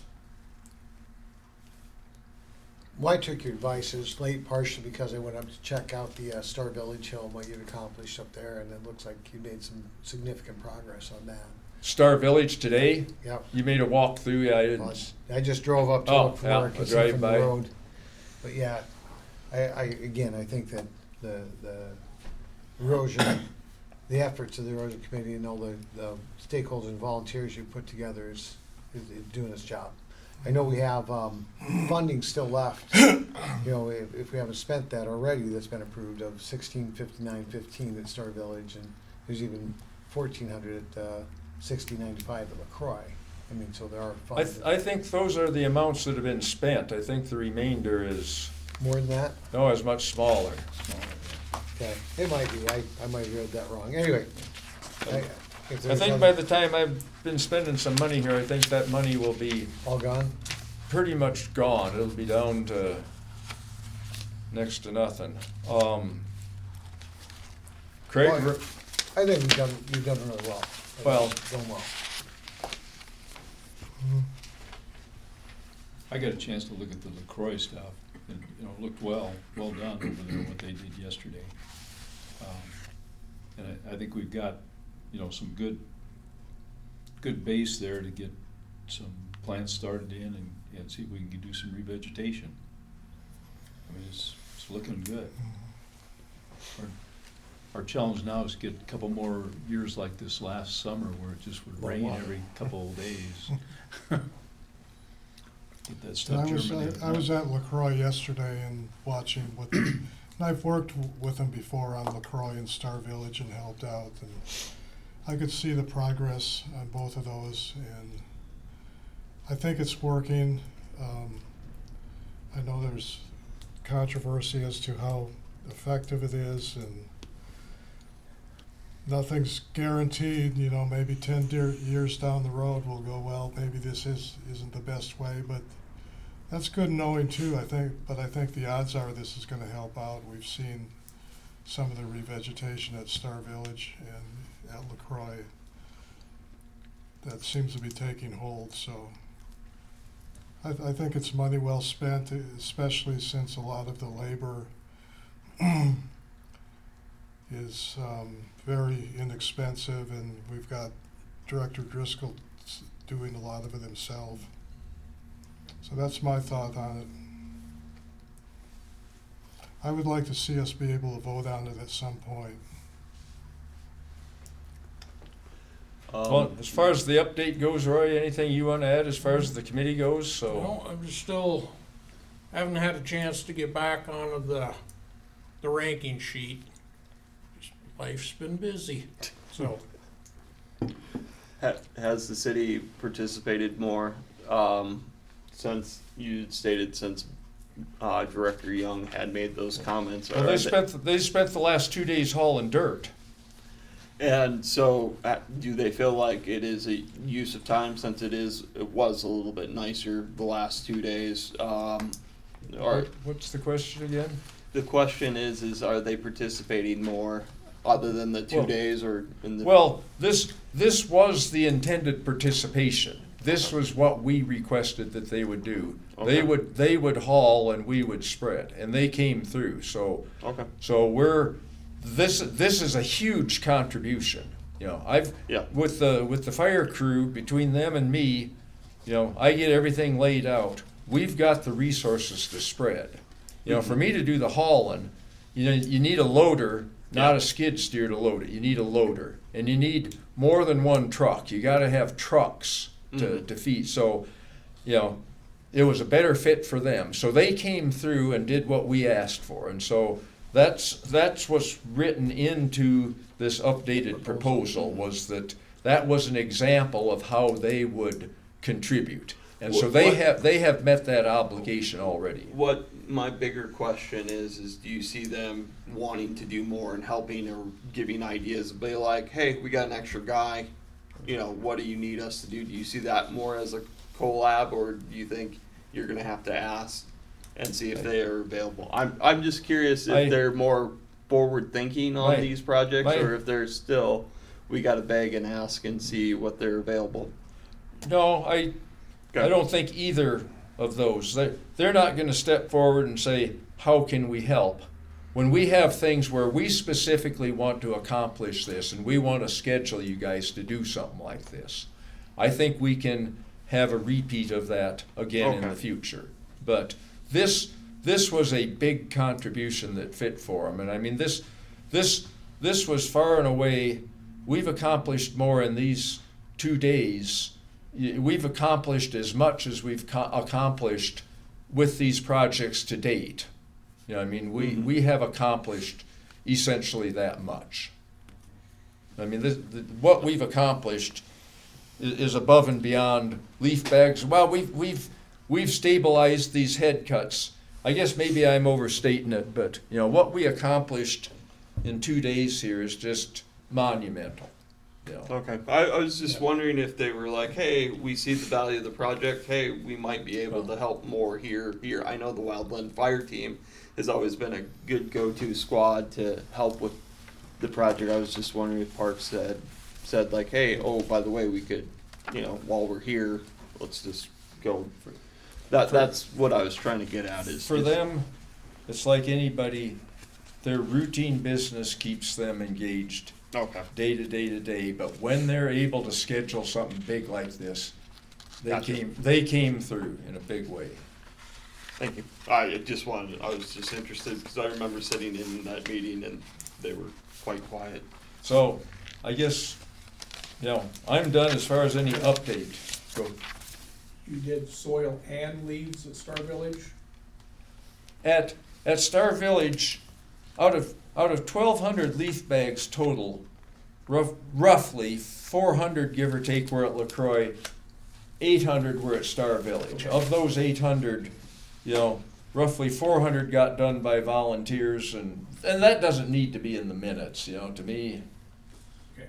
we gave an update. It's fine if you include it. I don't care.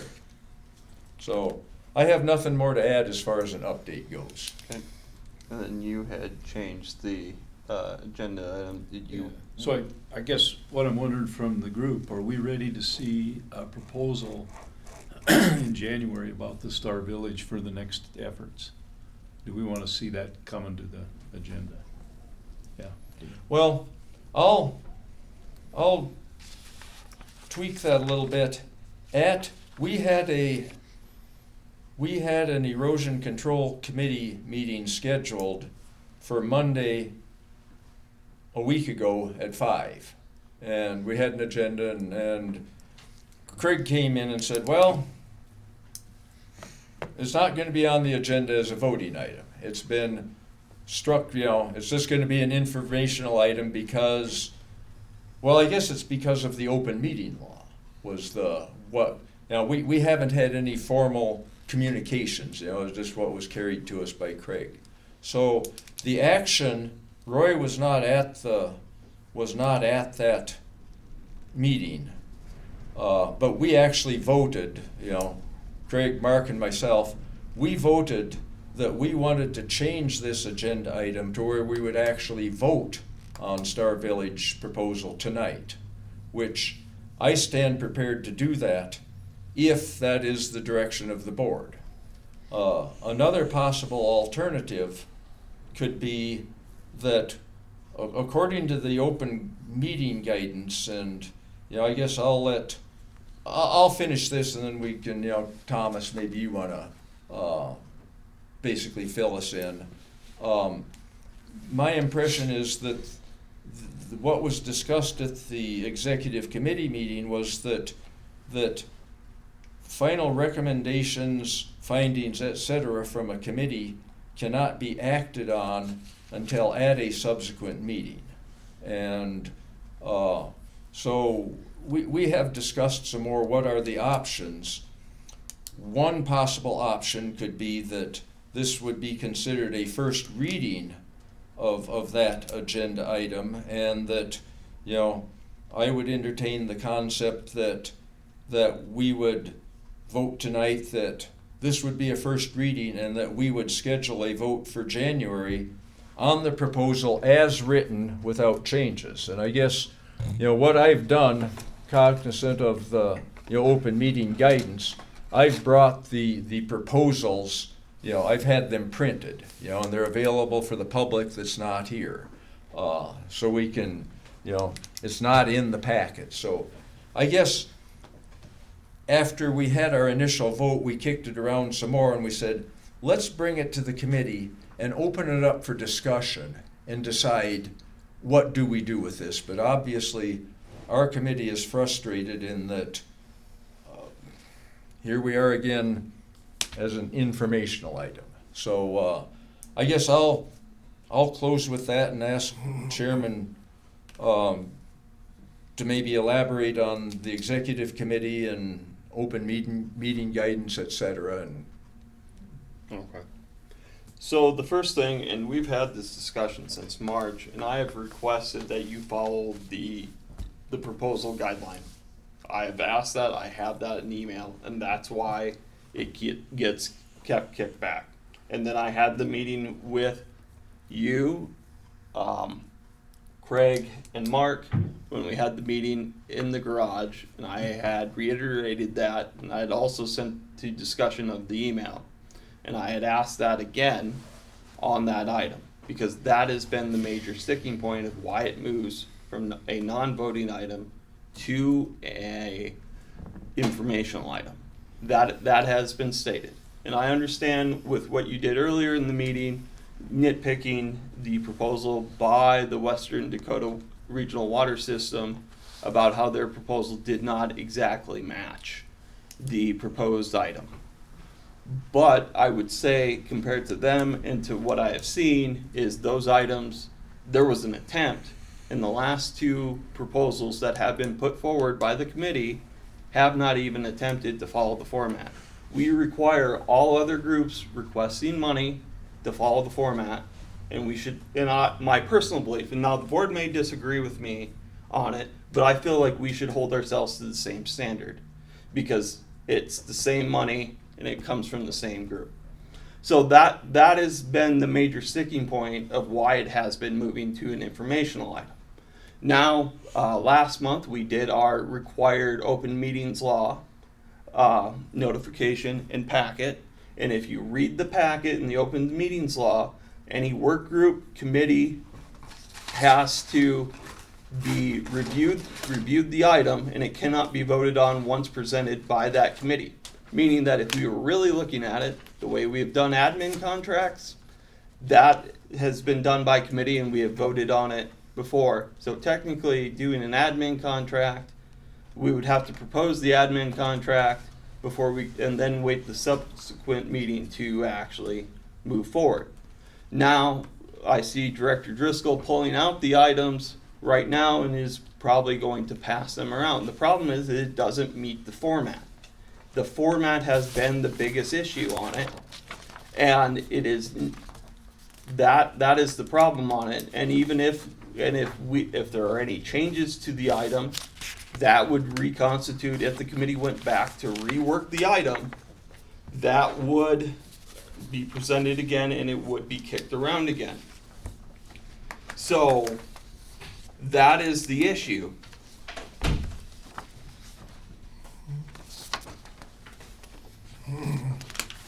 This is the open meeting guidance, the very last paragraph there, but, I'd like to respond, once you're finished, Mr. Chair, I don't want to Go ahead. and tell. So, I guess, you attended the meeting in the garage. I guess this kind of comes down to, do we need recordings? My recollection is that you said, well, you would prefer that it would resemble this. You would have to show me an email where you've said, and again, and it kind of comes down to, is that your preference? Has been talked about, it doesn't meet. There's in August, we were set to vote on it, and then we retracted it because of two things. One was that, Bill had raised the question with Scott Anderson, could they step up the act? And we said, okay, we'll talk with them and we'll write it into our proposal. And we didn't say we would write it into following the guidelines, into our proposal. The second thing was that you had raised the question, Mr. Chairman, as to what would we do with the funds that remain? Would we continue those on into with the additional 25,000, or would we terminate where we were at? And at our discussion in the garage, we said that we would basically, anything that wasn't spent could go back to the coffers and we would start over with a fresh 25,000. And so that had been communicated. So, I guess I've certainly heard before that it does not follow, but would you be able to produce an email right now where you have said this is specifically why this has been denied? When we were here in August, again, we were voting on it in this format. We were set to, and we pulled it back. I don't understand what changed between then and now in terms of the format. I don't understand that.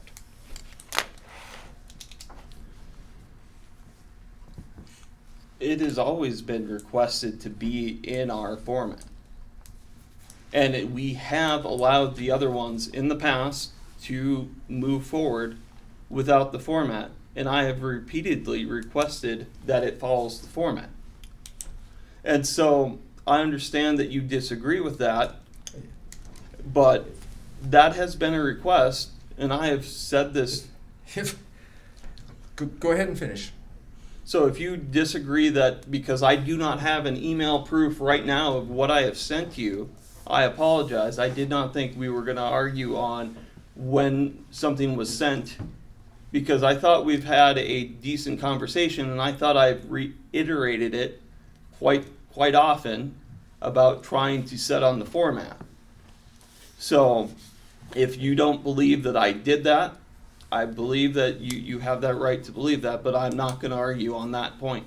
So I guess my response would be that if someone specifically said, if you guys just put it in that format, I would have done it in a minute. And I almost did it after this meeting, but it's futile. And I probably would have said, how about if we fill that out and then we keep this as an attachment? Because we can't meet the 3-page guideline. I didn't know anything about, what what Kristen said about, well, there's some clause that if it's 10 pages or more, you're this or that. So, you and I don't have to debate, the format versus that. I guess to me, what we have arranged is that, we have made the motion, we have amended the agenda such that we as the board will vote on the direction, which, we could vote tonight. I'm all for that. We could do other things. I'd like to hear from the rest of the board, where this stands.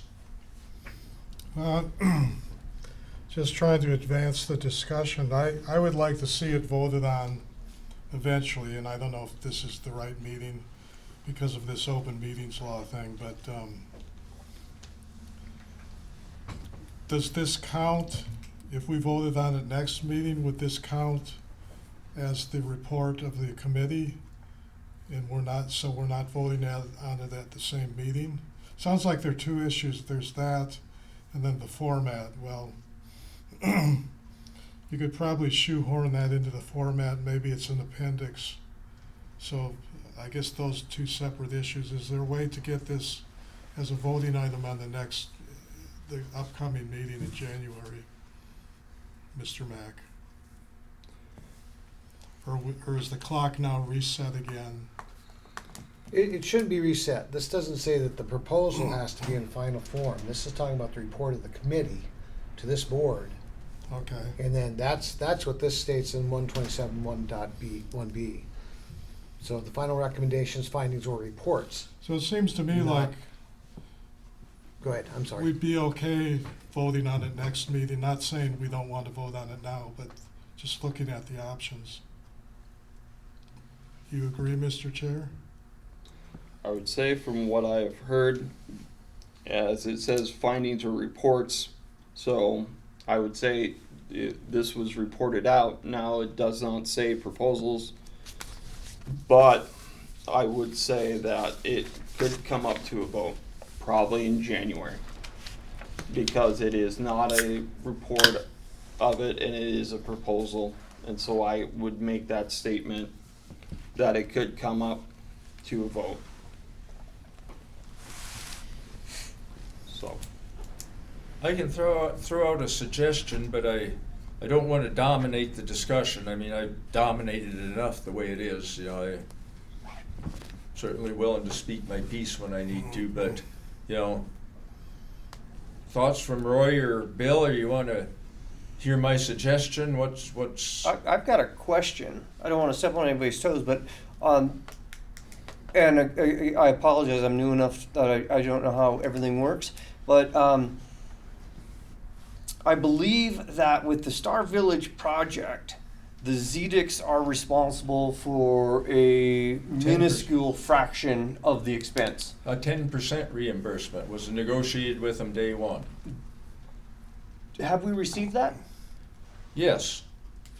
Yes, we have billed them only once. The track record on it was that we initiated the project back in 2021, and basically we kept accounting up to the point when the Wagers gifted the property to the city, their property. When the city accepted that property, then we wrote a new proposal and we reset.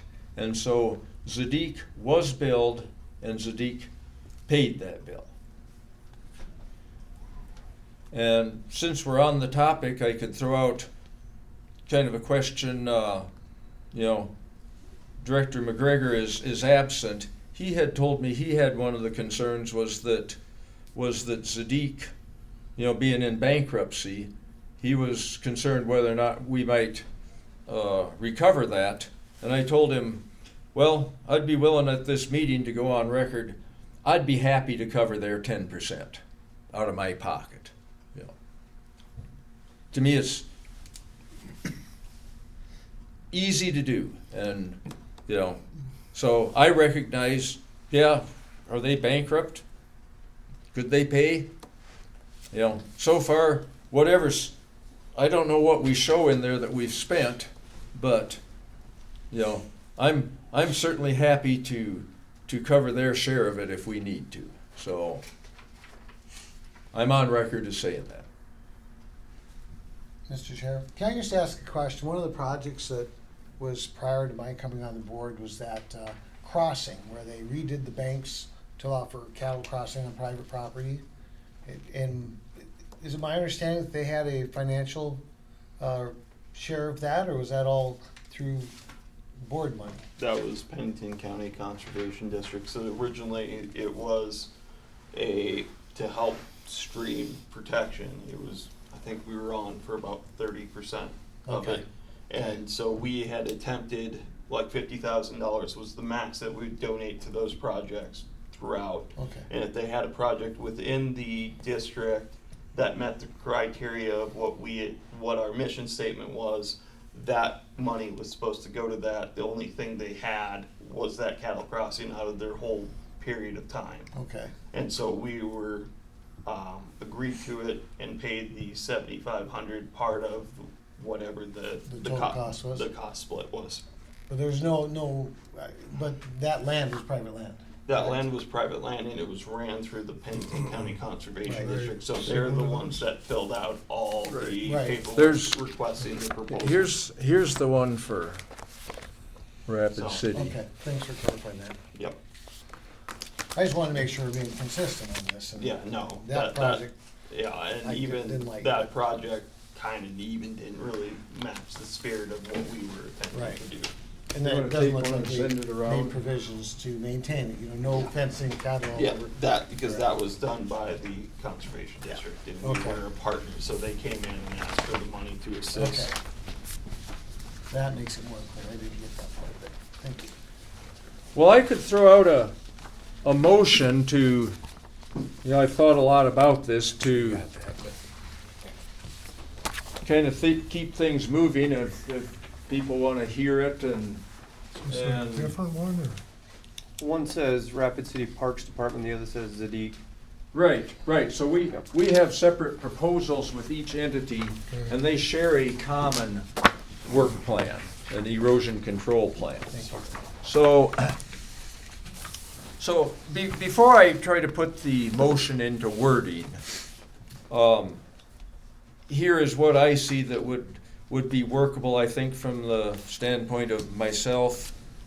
I can't speak for the committee, but, we've kind of talked about it. One would be that if our vote would be that we consider this a first reading. We've got the paperwork in front of us, as written. And that furthermore then, we would vote on this in January based on these proposals, as is. And above and beyond that, I would be delighted to fill out basically the no more than 3-page guideline to which this could be appended. If that would be, I guess I'll just soon talk about it. Would this seem acceptable, you know, before we start voting, you know, would this, is this a workable solution? Is this a workable suggestion? The guidance, or the document that we have, the one for the Rapid City Parks Department, the key ingredient there is on the second page, under the Parks Department. And it's the second full paragraph.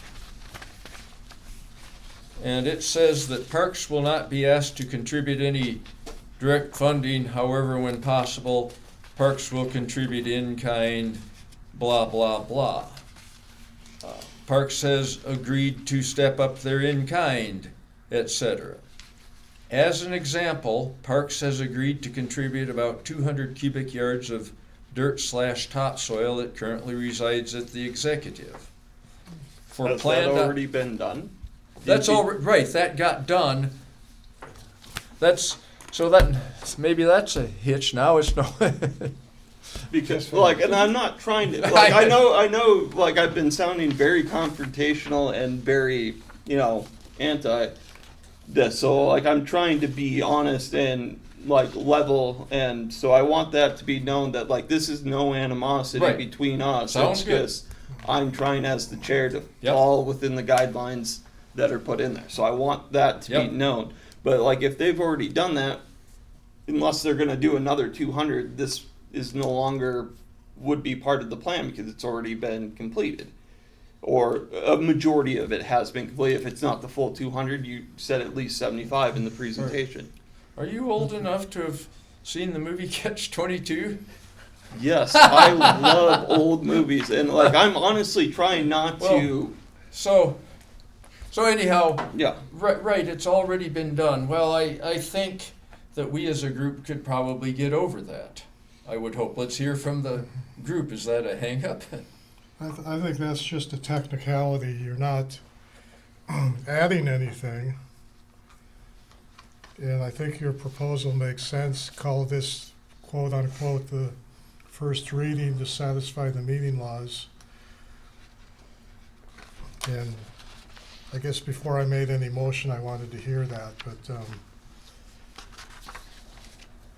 we do have to be careful on what we're voting on because this is not in the packet. yeah. Right. Usually when we vote on something, it's approved agenda item, project XYZ as presented in the packet, so we just have two But pieces. I'm taking this as the chair, as this is part of the report.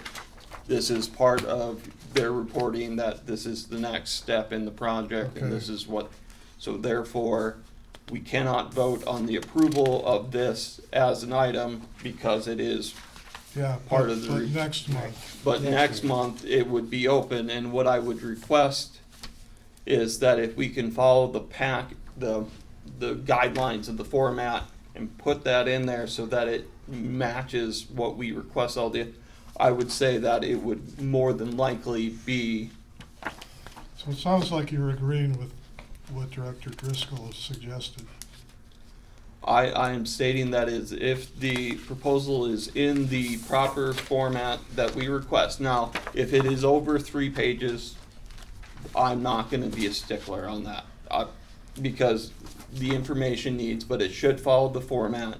And then my second question is are you, and this is things I've been thinking about, Dan, so this is not, is that you have the Tziek proposal. The Tziek proposal doesn't have a budget on this one. It is part of the bigger proposal of it, and maybe that's just because it's not drawn out, and maybe it's just written in, but like with the Tziek, on the Tziek 3 pages, there isn't a budget on it.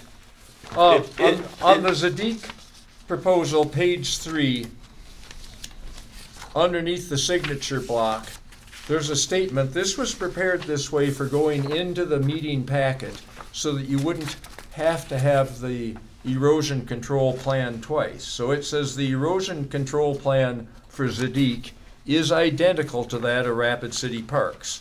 So the budget is in the Rapid City Parks on page 8. The attachment 1 for the Parks Department that starts on page 3, or that starts on page 4, the two are identical.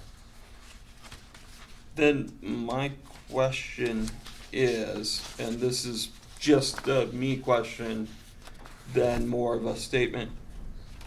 Are they two separate? Well, I know you've said that they're two separate landowners, but are they two separate projects, or is the city project and we just need to sometimes work on Zeke?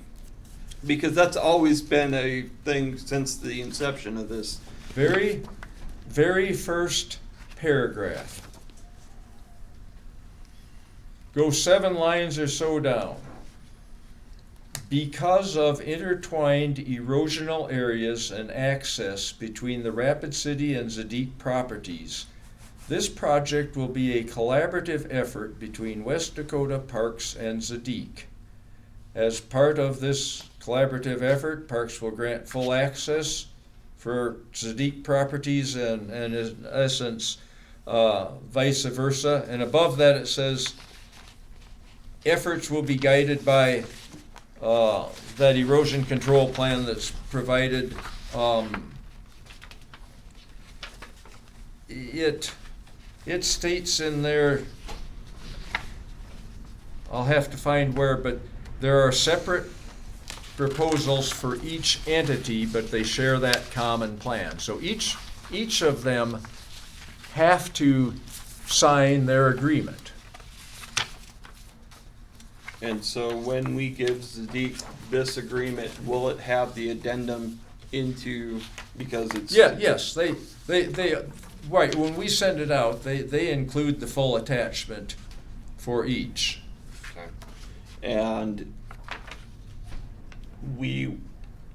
so they're technically two separate projects with the one symbol because they are Well- intertwined, or should they be one project with two signatures in the same project, since everything in funding is roughly tied in? The way it is written up is the way they have seen it over and over again. We should not change that on them. You know, we've been running this project for 5 years, and that's the first this question has come up. You know, each of them has their own signature block. It says that it's separate proposals for a common project. They're granting each other access. And that's one of the reasons why, one of the many reasons, of course, a project like this would have never happened if these, what started out as two individual landowners would say, well, let's go get help. The reason it happened is because, you know, Director Bierke and I went to him and we said, hey, we're thinking about kind of putting our foot in this water. Would you guys want to go along with a pilot project on us? And they said, sure. So we developed a collaborative effort. So, you know, I guess my suggestion, again, is to fill out the form, one form for the two of them, and fill in the problem opportunity statement, the objective, the recognition, expected outcomes. Fill those things in and say that reference the attached documents that have been developed for the two entities. Does that make sense? Yeah. I mean, I'm totally happy to fill that out, but to retool it is a big burden, you know. I mean, I think these documents are adequate, and to basically put in essence, a cover package on it. I'll have it done in a matter of days. Well, I'll have it done in time to get it to the committee. You know, now that we're actually going to work at the School of Mines tomorrow on the football field. They're that nasty one right by St. Joe. Fortunately, we're rained out. Okay, so then I'm going to go deer hunting. I'm going to do something besides collect yard waste bags and spread dirt and whatnot. But I will develop, you know, if we pass this motion, you know, I'll basically put a cover on it in our guidelines, circulate it to the committee for review, and then we'll circulate it to the full board in advance of the meeting.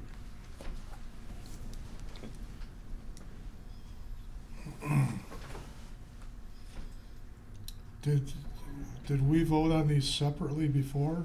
No. Okay, because I think they have two different project numbers. Well, They were voted separately, yes. no, they've never been voted on separately. Well, the one that was just approved The- 2 months ago, The- well, both of them, the In- Cornerstone in- and School of Mines. Right, Those and are all, different projects. those are different projects, Yeah, and, yeah, and then this one was pulled for rework, yes. right, I eventually made the motion to pull it back, but, But on the project There's two Yes. numbers, so yes. on page 7, yeah, they're separated out, and I seem to recall when we had an expense, we kind of just split it between the two, no. just for bookkeeping. No, I itemize, when I turn it in, is this Star Village or Zadik? And there's, Zadik, if you look at page 1 on either of them, the properties that are owned by Zadik are outlined in orange, and the main property is on the north side, just south of those apartments. And then they own, in essence, the top and down to approximately the head cut. So most of the efforts take place on what's now the city property. But if you will look at let's start on the Zadik proposal at the bottom of page 1. So West Dakota proposes to provide funding of up to $25,000 for all expenditures on both properties. And it now says through December of 2026, so it's a year out. And additional funding increments can be added later if needed, contingent on board approval. So then going to the next page, Zadik will reimburse West Dakota for 10% up to a maximum of $1,000, or 10% of $10,000. So we are specifically stating that we will spend no more than $10,000 out of that 25 on the Zadik property. So they know that they will be on the hook for no more than $1,000. So I doubt if anybody besides me, knows all of these details that are in here, but Well, I'm fine with it's, voting on them as one vote. I think we're trying to do the same thing. I'm just trying to decide how you word a motion to cover this. This is basically a report, you're saying, Yes, so that the motion reflects. that it has been reviewed and presented Because to you the gotta be board. careful. We found over the years, a lot of these projects have similar names, and it gets confusing if you're not careful. So, well, I think I could certainly take a shot at a motion. Okay. I've thought it through. So I guess you got your fingers ready, Larry?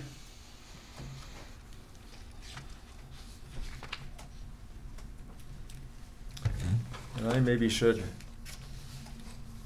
scribble.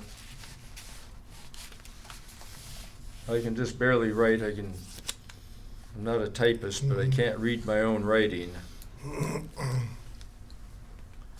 So we may need to fine tune it, but let's say the December 9 meeting shall constitute the first reading of the collaborative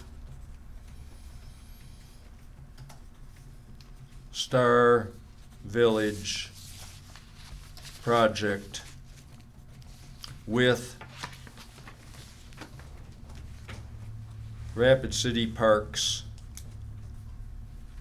and Zadig.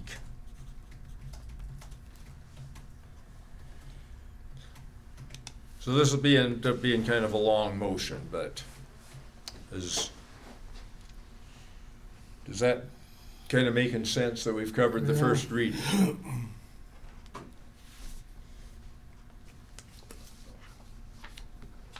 Larry's got it. Is this even necessary? Because you already stated, and I put it in here, that these proposals were presented as the first read. Right. You already accepted them. I don't think the motion needs to be on that. Yeah, because I said as the chair, this was part of the report that you Okay. had given, Okay, so so you- therefore, according to the open meetings law, and I'm gonna read it again, just so that it's on the record, that the governing body shall delay taking any official action on the recommendations, findings, or reports until the next meeting of the governing body. Here's the recommendation by the EC committee is to continue the project and what is planned to be done, so therefore, that would be part of the report, so therefore, it's met that requirement. Now, I feel like the only thing that is left is just putting the request in the proper format, and then I cannot see anything that the EC committee has done outside of what is required, and I don't even know if the vote is needed, because I have already made that as the chair as the determination. I That- think we need to vote. Okay, I think we need to lock it in that we will vote in January. And I'll point out in the open meeting, that page up at the top, meeting packets and materials. That's why I brought these things, is I think we've got the materials here, you know. I mean, if this is a first reading, we've got them here and available to the public. Since these are not in the packet, we should have in there that it's the November 22nd, 2025, the date on them, just to lock it in. Sure, I mean, that's when it 'Cause was these things, was there's a lot of circulated. these, yeah. So if we don't need, if it's basically understood that this was the first reading, then the motion would be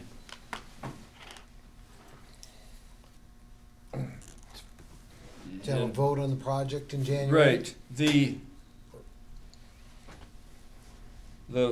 project will be voted on at the January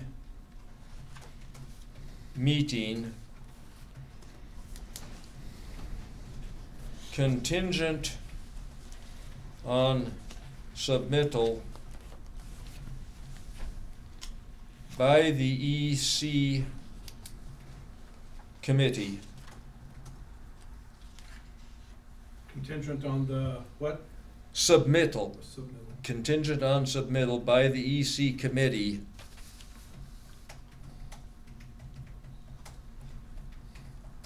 of a cover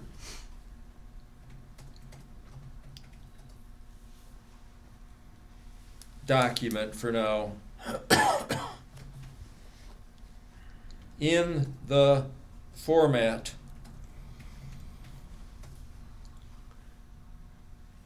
in the grant proposal format, in the standard grant proposal format. Does that? Mhm. It's gotta be a record for length. To which There's more. the November 22, 2025 proposals will be appended.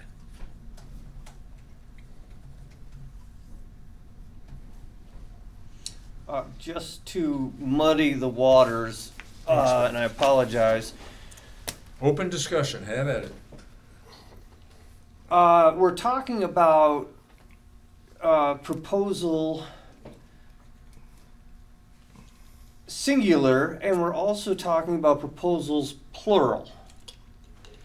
My understanding is it's one proposal, but our language should probably reflect that. I would like to see them broken out as separate proposals, just for clarity.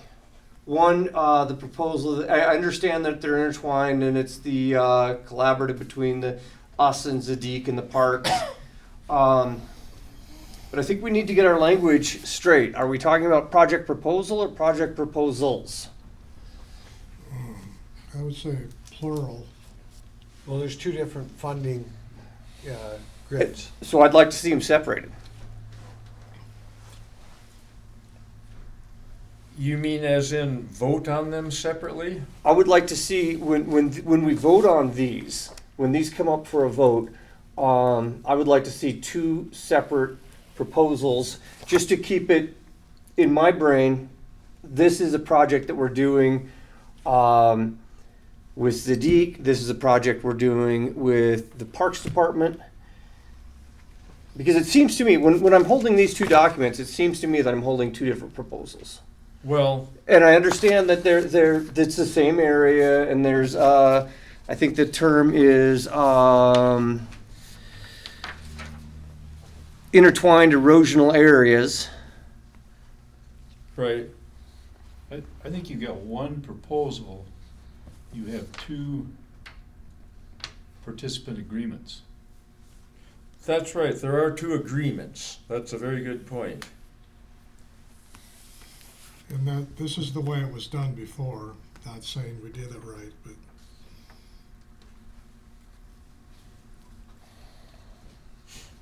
I'm pretty sure it was one voting item I believe it was that usually stated, because, it said Zadik / Wager or whatever, or RC Parks, I forgot, but Because basically, Dan, if one of these entities pulls out, says we're not signing this, we don't have the right to go across certain lands, it's gonna change the project. It could change the It project. could, I mean, there's no guarantees they would sign it, but, track record. They've given us indications they're gonna sign it. Well, they're both, happy with our efforts. So, Can I make a suggestion? you sure possibly? can. It's nice to have an open discussion on it where we're trying to zero in. If you label them like they are, one project with that erosion control plan is on each of them. Okay, I can see that being one project. And then, but specify in here somewhere that there'll be two funding lines. Because that's really the issue, because if you look at our chart that of all of our projects, both of these show up as an independent number. That should indicate that it was two separate voting items. But if we're voting one time, you guys are voting one time, and we make two funding lines, that should be specified in the motion. So maybe, What's maybe, funding? It seems- Two funding lines are just an accounting process for the project. right, they Okay, can be so, considered yeah. two Yeah. sub-projects. So can we take a stab, when I make a first cut at covering this in our standard format where we're gonna say, this is basically one project involving two entities, who are, again, intertwined, and we will have basically two funding lines, but, we're, He just said I would say, in my opinion of it, they're two separate stakeholders to the same project. And that technically they're both landowners and it overlaps, that funding would be used. So I think that would be fine, because what we're ultimately saying, this is one project, we have two stakeholders outside of us, and that's Zadik and that is the city. And they both have to agree, because because the work lands on both of the land, they are both is my view of this, is so that it's one project but two different funding, is how I see it. And if Do you agree with that? That it's That one makes project and we have two stakeholders, just like when we were talking about 319, that there are going to be many stakeholders and we may need permission from different stakeholders, but it's still the same project. So maybe that's how this one should be proposed, as that the project is the erosion control at Star Village, the stakeholders of the city of Rapid City, which is the landowner, and Tazik, which is the landowner, and that agreeing to this, that the funding is because when you throw out a bag of leaves, it's going to go all over, and it may go into the other property and give benefit to the other. And so that's the way I'm seeing this, is that it's still one entity, one project, but yet two different stakeholders that have two different fun. I think the only reason for having a separate budget is for Zadig's sake. And they know that regardless, it's gonna be a maximum of 1,000, but if we spend less than 10,000, their share would be less than 1,000. Right, we Right. can shift the 10 or 15,000.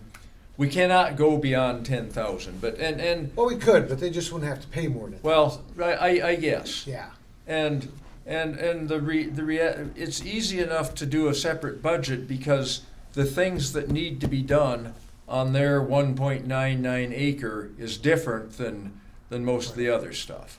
And so on the guidelines, I've got a copy, not everyone else does, but item number 8 is project partners and project proponent contributions, whether financial or in kind. And so, we can certainly cover it there that we've got two stakeholders, that basically both sign separate agreements for the same project, yeah.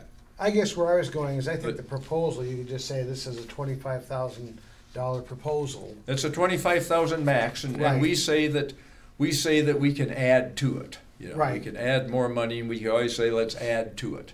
But I think the accounting part is where we separate Zadig from the rest of it. That's the only place we And really I- need to have that line item, this is Zadig. Right, and I honestly haven't billed anything to Zadig for quite a while because we haven't worked on that piece, and Right. we're right. working on the main part of it. So, But that's where, to me, it looks like it's two separate projects too, and I don't know if Bill thought the same things, because we have two separate budgets. When really it's one budget of $25,000, and we're trying to break this down, but that's, in my opinion, that's just for Zadig's sake. So they. well, and it's kind of separate sub-budgets, and obviously Right. there's a reason for it. Right, there would be a sub-budget of the main budget. The main budget's still 25,000, right?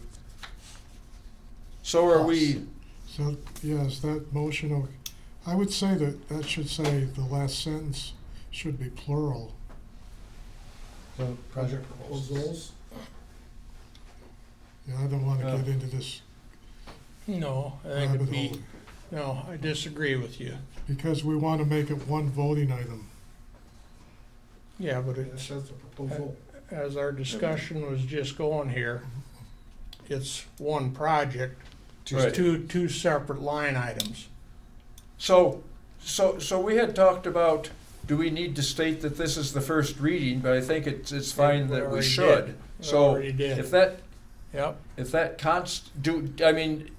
does it hurt for us to retain that? So the first reading of the collaborative Star Village project. So it's one project. The project proposal will be a voting item, so we're talking singular there. Yep. Okay, and so then let's keep scrolling down. Contingent on submittal of a cover document to which the November 2025 sub-proposals to Zadig and Rapid City Parks Department. Call them sub-proposals. By Rapid City Parks. These should probably be subbed as well. On the Well, I don't think we want to change them. We can refer to them as such. We don't want to change this piece of paper. That's what they've seen, and I don't know how many times you call them up and say, "Well, can you come to our meeting?" "Well, we're not going to vote, but we'll talk." So, would that work to call them the sub proposals for? I think so. Can you scroll up again?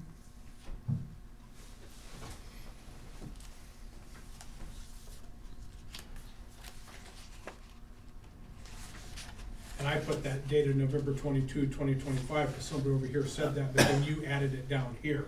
Oh, So I don't know if that Okay. needs to be up top. okay, So Star Village project with Rapid City Parks and. okay, so it doesn't hurt to state it up there. I don't think it, yeah. Right, so then let's get down below and get rid of it down there.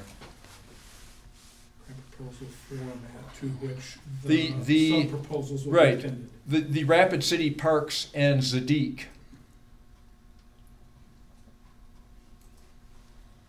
I think that's covered in above, isn't it, just by stating them there? Yeah, it's- it it's is. up here too. Done. Oh, Yep, Yeah, yep. okay. So, yeah, I don't think we need to say it again. The aforementioned. The aforementioned sub-proposals is a short way to.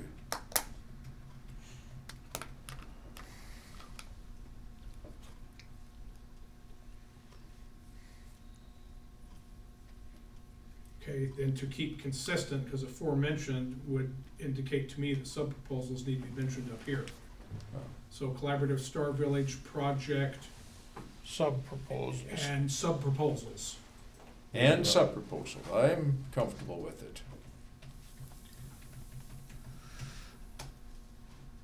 Yeah, Because those are the ones that are dated Yeah. November 22. How about the language right above that where it says proposals were presented? You well, want that, that to say sub that's proposals up basically there? minutes. Oh, yeah, this is the That's just minutes. minutes. I was just recording what Chairman Mack said. So, but let's back up to it, we could. Do we wanna say sub-proposals, or do we, I think you leave it. I think this is detailed enough, motion. Yeah, otherwise we'll be Yeah. You're all night. forever. Yeah. Well, what we're trying to do is make sure this is a voting item on the next meeting agenda, Yeah. and I think this covers And my that. main concern was to make sure we know what we're voting on. Right, exactly.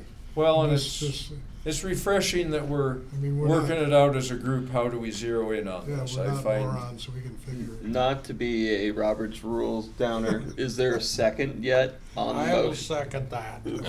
I was just gonna do that. I think we just got there, didn't we? Roy's rules. I just wanted to make sure. Like, Okay. The motion by Driscoll, seconded by Boucher, that the December 9th meeting constitute as the first reading of the collaborative Star Village project and sub-proposals dated November 22nd, 2025, with the Rapid City Parks and Tazik. The project proposal will be a voting item during January 26th meeting, contingent on the submittal by the Erosion Control Committee of the cover document in the standard grant proposal format to which aforementioned sub-proposals will be appended. Discussion on the item. no. So up above it says Rapid City Parks, we're okay without department, right? I mean, this is internal, it's, Yeah. we know what Yeah. we're referring to. And so, as far as discussion, so the clock ticks, we need to have these in 15 days in advance of the January whatever meeting, so I'm sure I'm not gonna work dirt tomorrow, so I will get started on this document, and, you know, with the quorum issues, we probably, do we wanna circulate it first to the committee, or do we kinda turn our eye and circulate it to the whole board all at once? Now, That proposal, I don't think I think you put it out in the packet, don't you? Yeah. Yeah, Well, that we- was in the Because you packet. put it ahead of time. shall we leave it to the committee? Yeah, So the Yeah. committee will develop, you know, Yeah. the standard format? Yep. And then, if we do that quickly enough, can we circulate it to the board for comment, or, I mean, this is kind of a fine line on Quorum. quorums. Well, I think as long as you're talking individually to each one of us and we're not Like a working group as a email or board. something. Yeah, anytime there's a So group if I more res- than if I five, res- then yeah, if I we're all in. respond, I'd respond Uh. to just you. Yeah, because if Not- you send it out as a mass, then Yeah. that, depending on how people look at it, reading over this, But that if- but that if you- counts yeah, as if a you- If you communication. send it to everybody and say, I need Oh. proofreading, we can just reply to Well- you only, I think.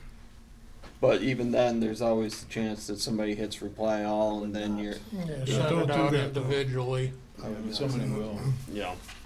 So, So almost have to send it out let's- to each individual.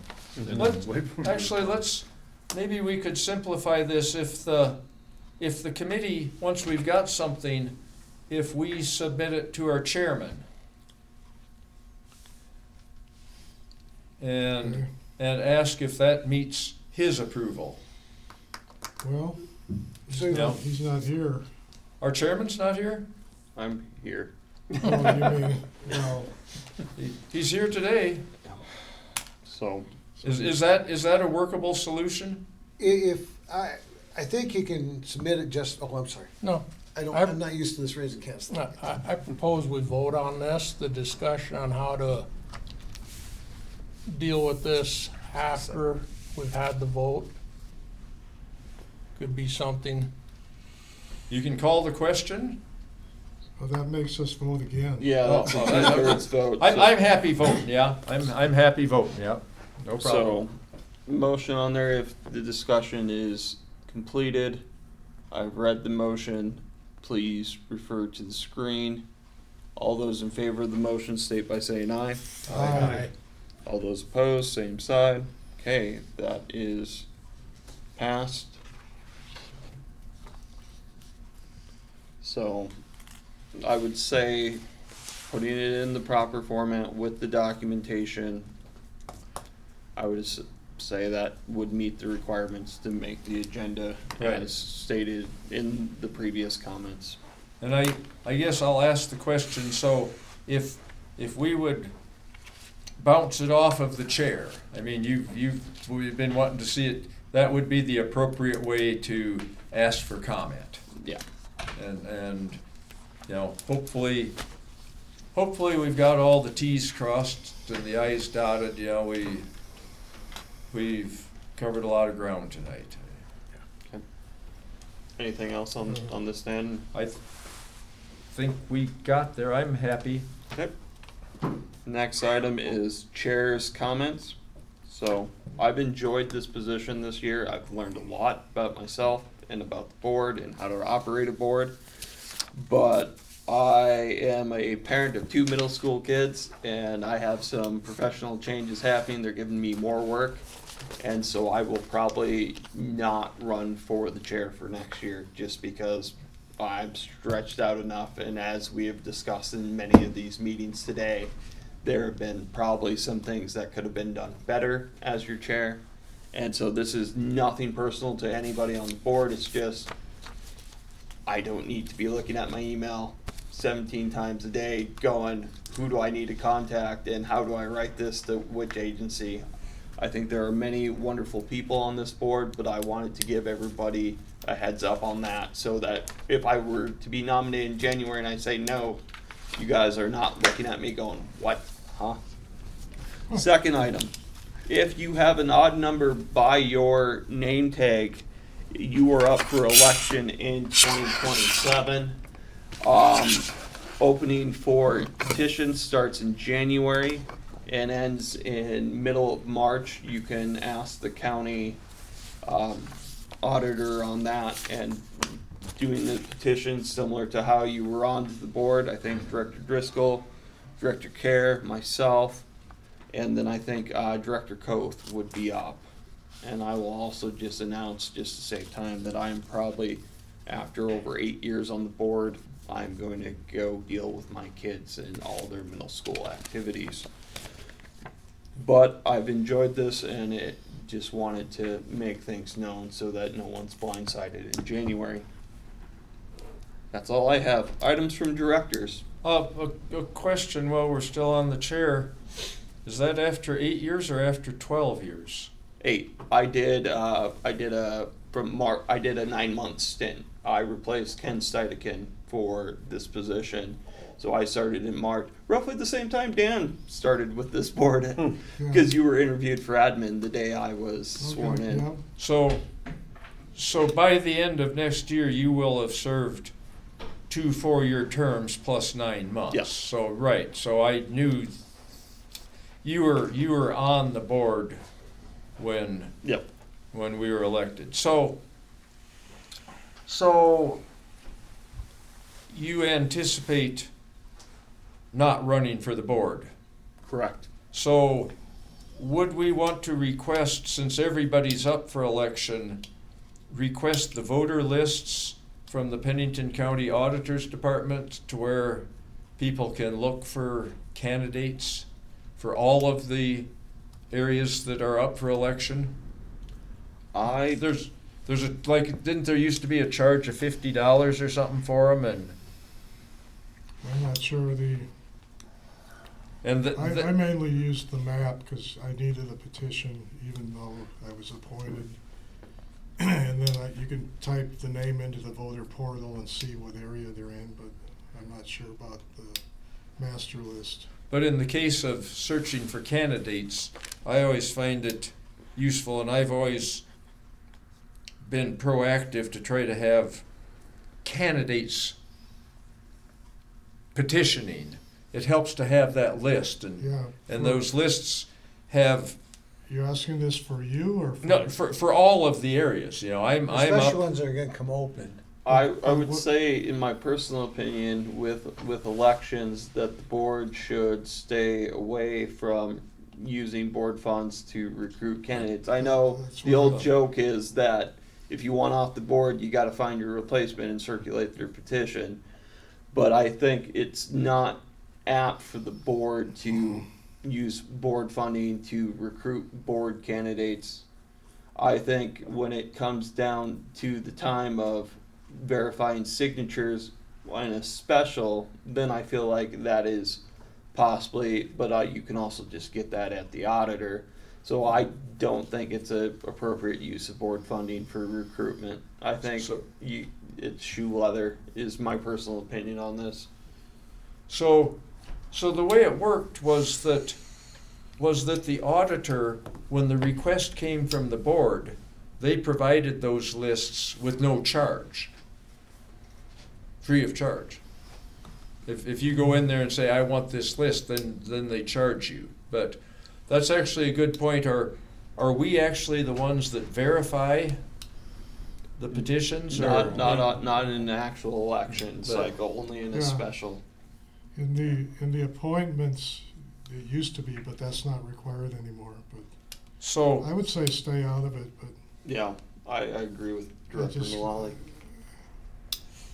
I just see somebody saying there's a conflict here, you know, you're using board resources, even though maybe, I guess there's nothing stopping anybody else from going and getting that list either.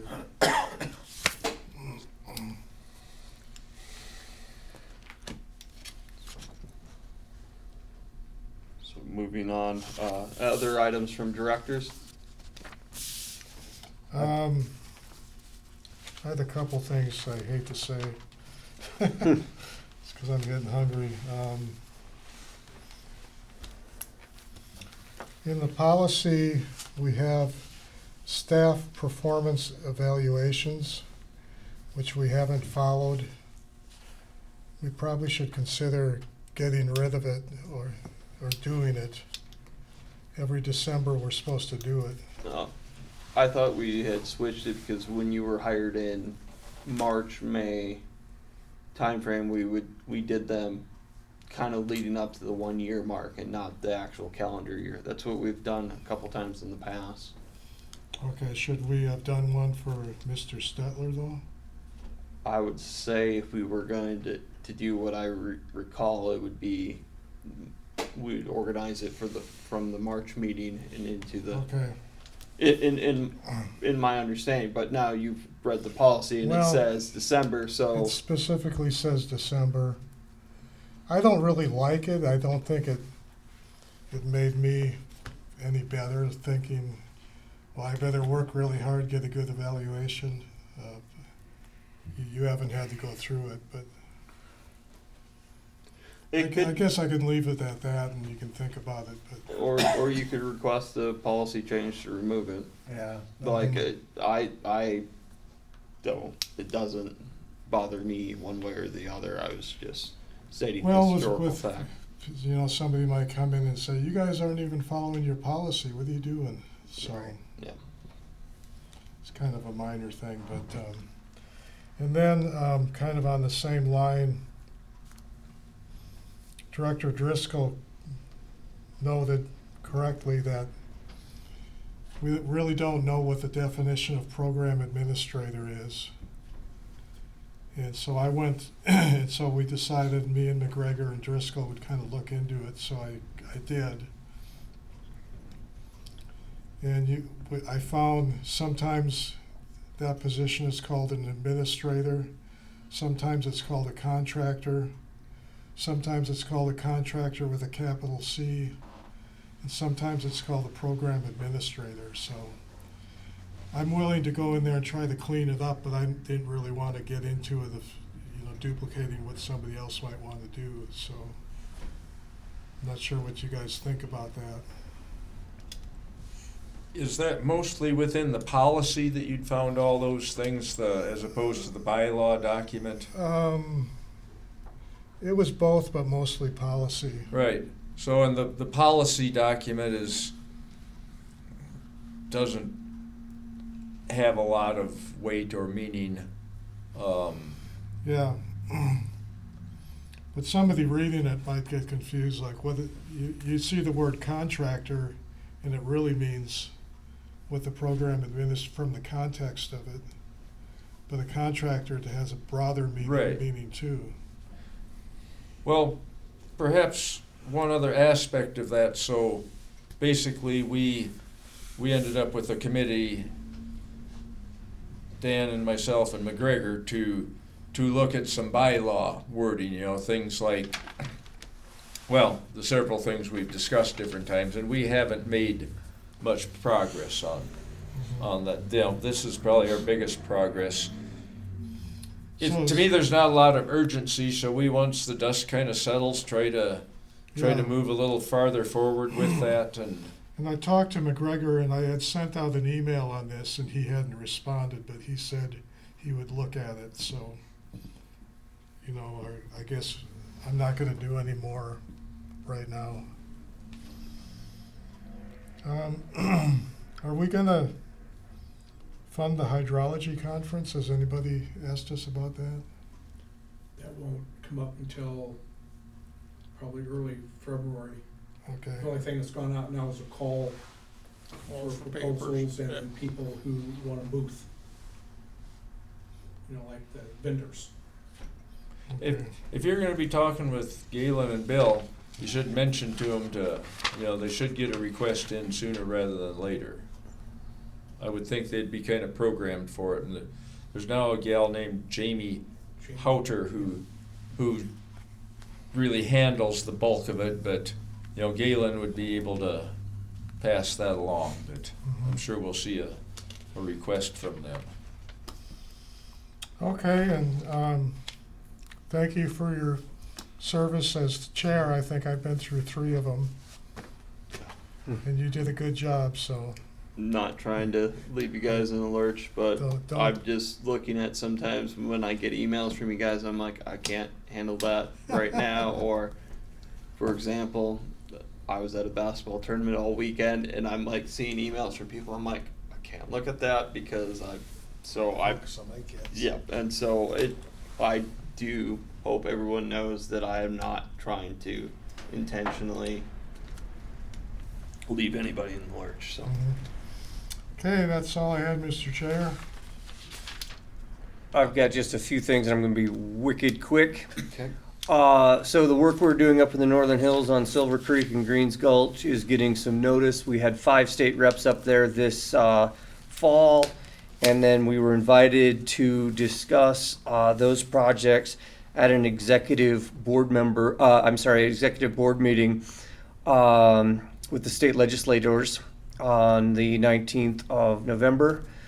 We had a great Black Friday creek cleanup. Our next one is this Saturday. We're every second Saturday. And then last but not least, on the 14th of January, we'll have our next film and speaking engagement at the Journey with the Riparian Restoration film series. What is that? That is the 14th. We're going to have probably 2 films and a speaker at the Journey. Perhaps you could email that information out. Would work best for me. I can I'm do that. interested. It's a Sunday, right? It should be a Thursday. Oh. Okay. Okay, anybody else? Nope. I thought of one It item. could be a Wednesday. I'll get that emailed out. You're done, Bill? Yep.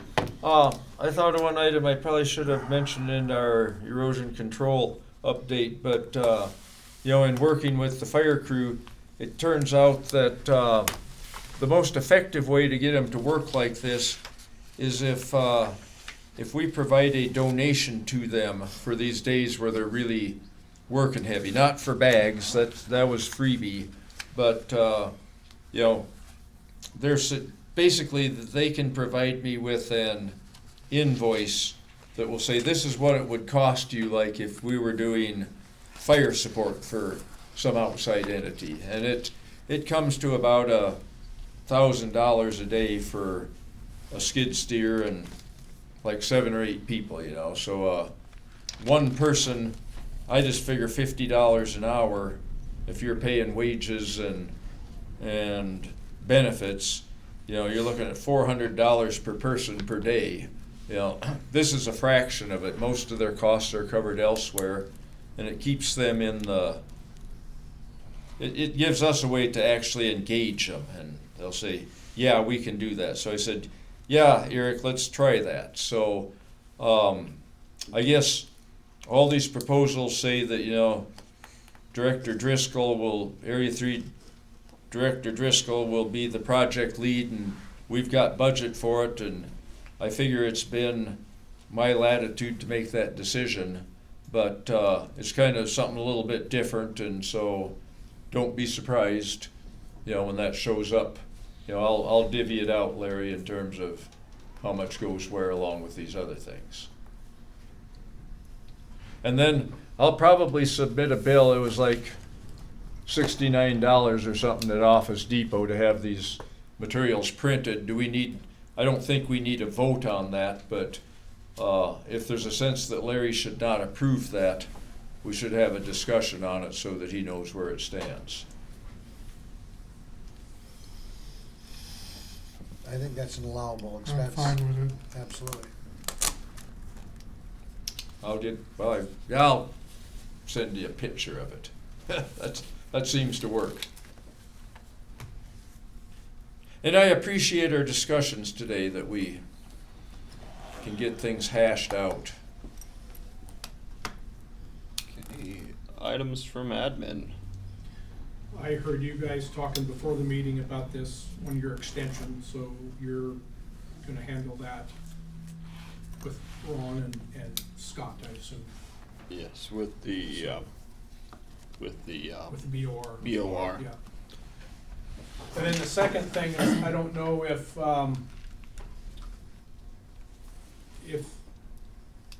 Kristen Conzit, she is asking for updated letters of support from members. So I'm assuming that's something you've done in the past. Says here, please return in a timely manner. December 22nd is appreciated.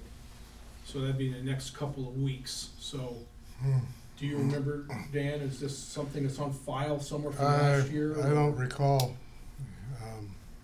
I know I wasn't sending one out. I wasn't a director. Yeah. Is it just kind of a standard template that? She did, I didn't print them out, but she attached several examples from other folks. So does Yes. someone or some people want a few examples in this forwarded? Are they talking about our group as a member, that $500 fee to be a member of the organization? No, this is the $25,000. $25,000. Regional water This is the regional water. As a system. chair.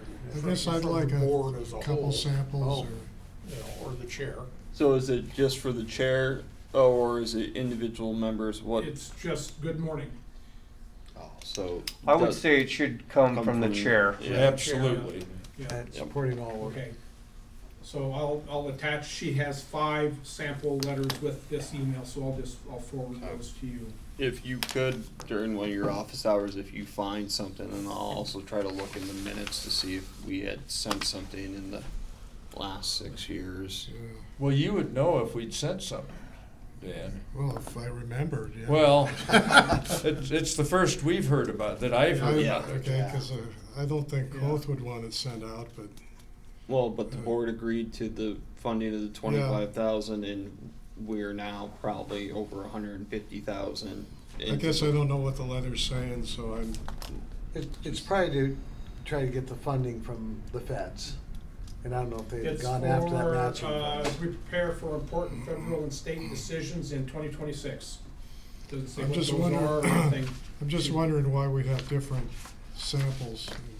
Because she probably just pulled out a format and said support letter, you know, like when they ask you to sign petitions and send it out to X, you know, Well- congressperson. So why don't you send it to me, Larry, and then Okay. we'll get, and then I will look at it, and if it looks like it is too much, then we will discuss it in the January meeting. Well, and she asks for them by December 22nd. They're almost meaningless to begin with, but after whatever date, they'd be totally meaningless. I don't think we need to vote on things like this. You know, we can go by consensus. Can we not just say something to the effect of, per our vote at our, on December 9 meeting to provide $25,000 in funding, this provides our indication of support for this important project, and, you know, we look forward to seeing it move forward, and Yeah, Sounds- it seems pretty Sounds good to boilerplate. me. something to that effect, and just, do we, 25,000 is a pretty good indication of support, Yeah. so. Would the chair entertain a motion to adjourn? I was just about to. I was just gonna ask I'll Larry if say he had second. anything to say. Let the festivities begin. Hate to run, guys, but I gotta get some new basketball. That's extra. Oh, that's an extra one. So what was the Northern Hills thing you were talking about? We've been doing a number of When you say water we- projects.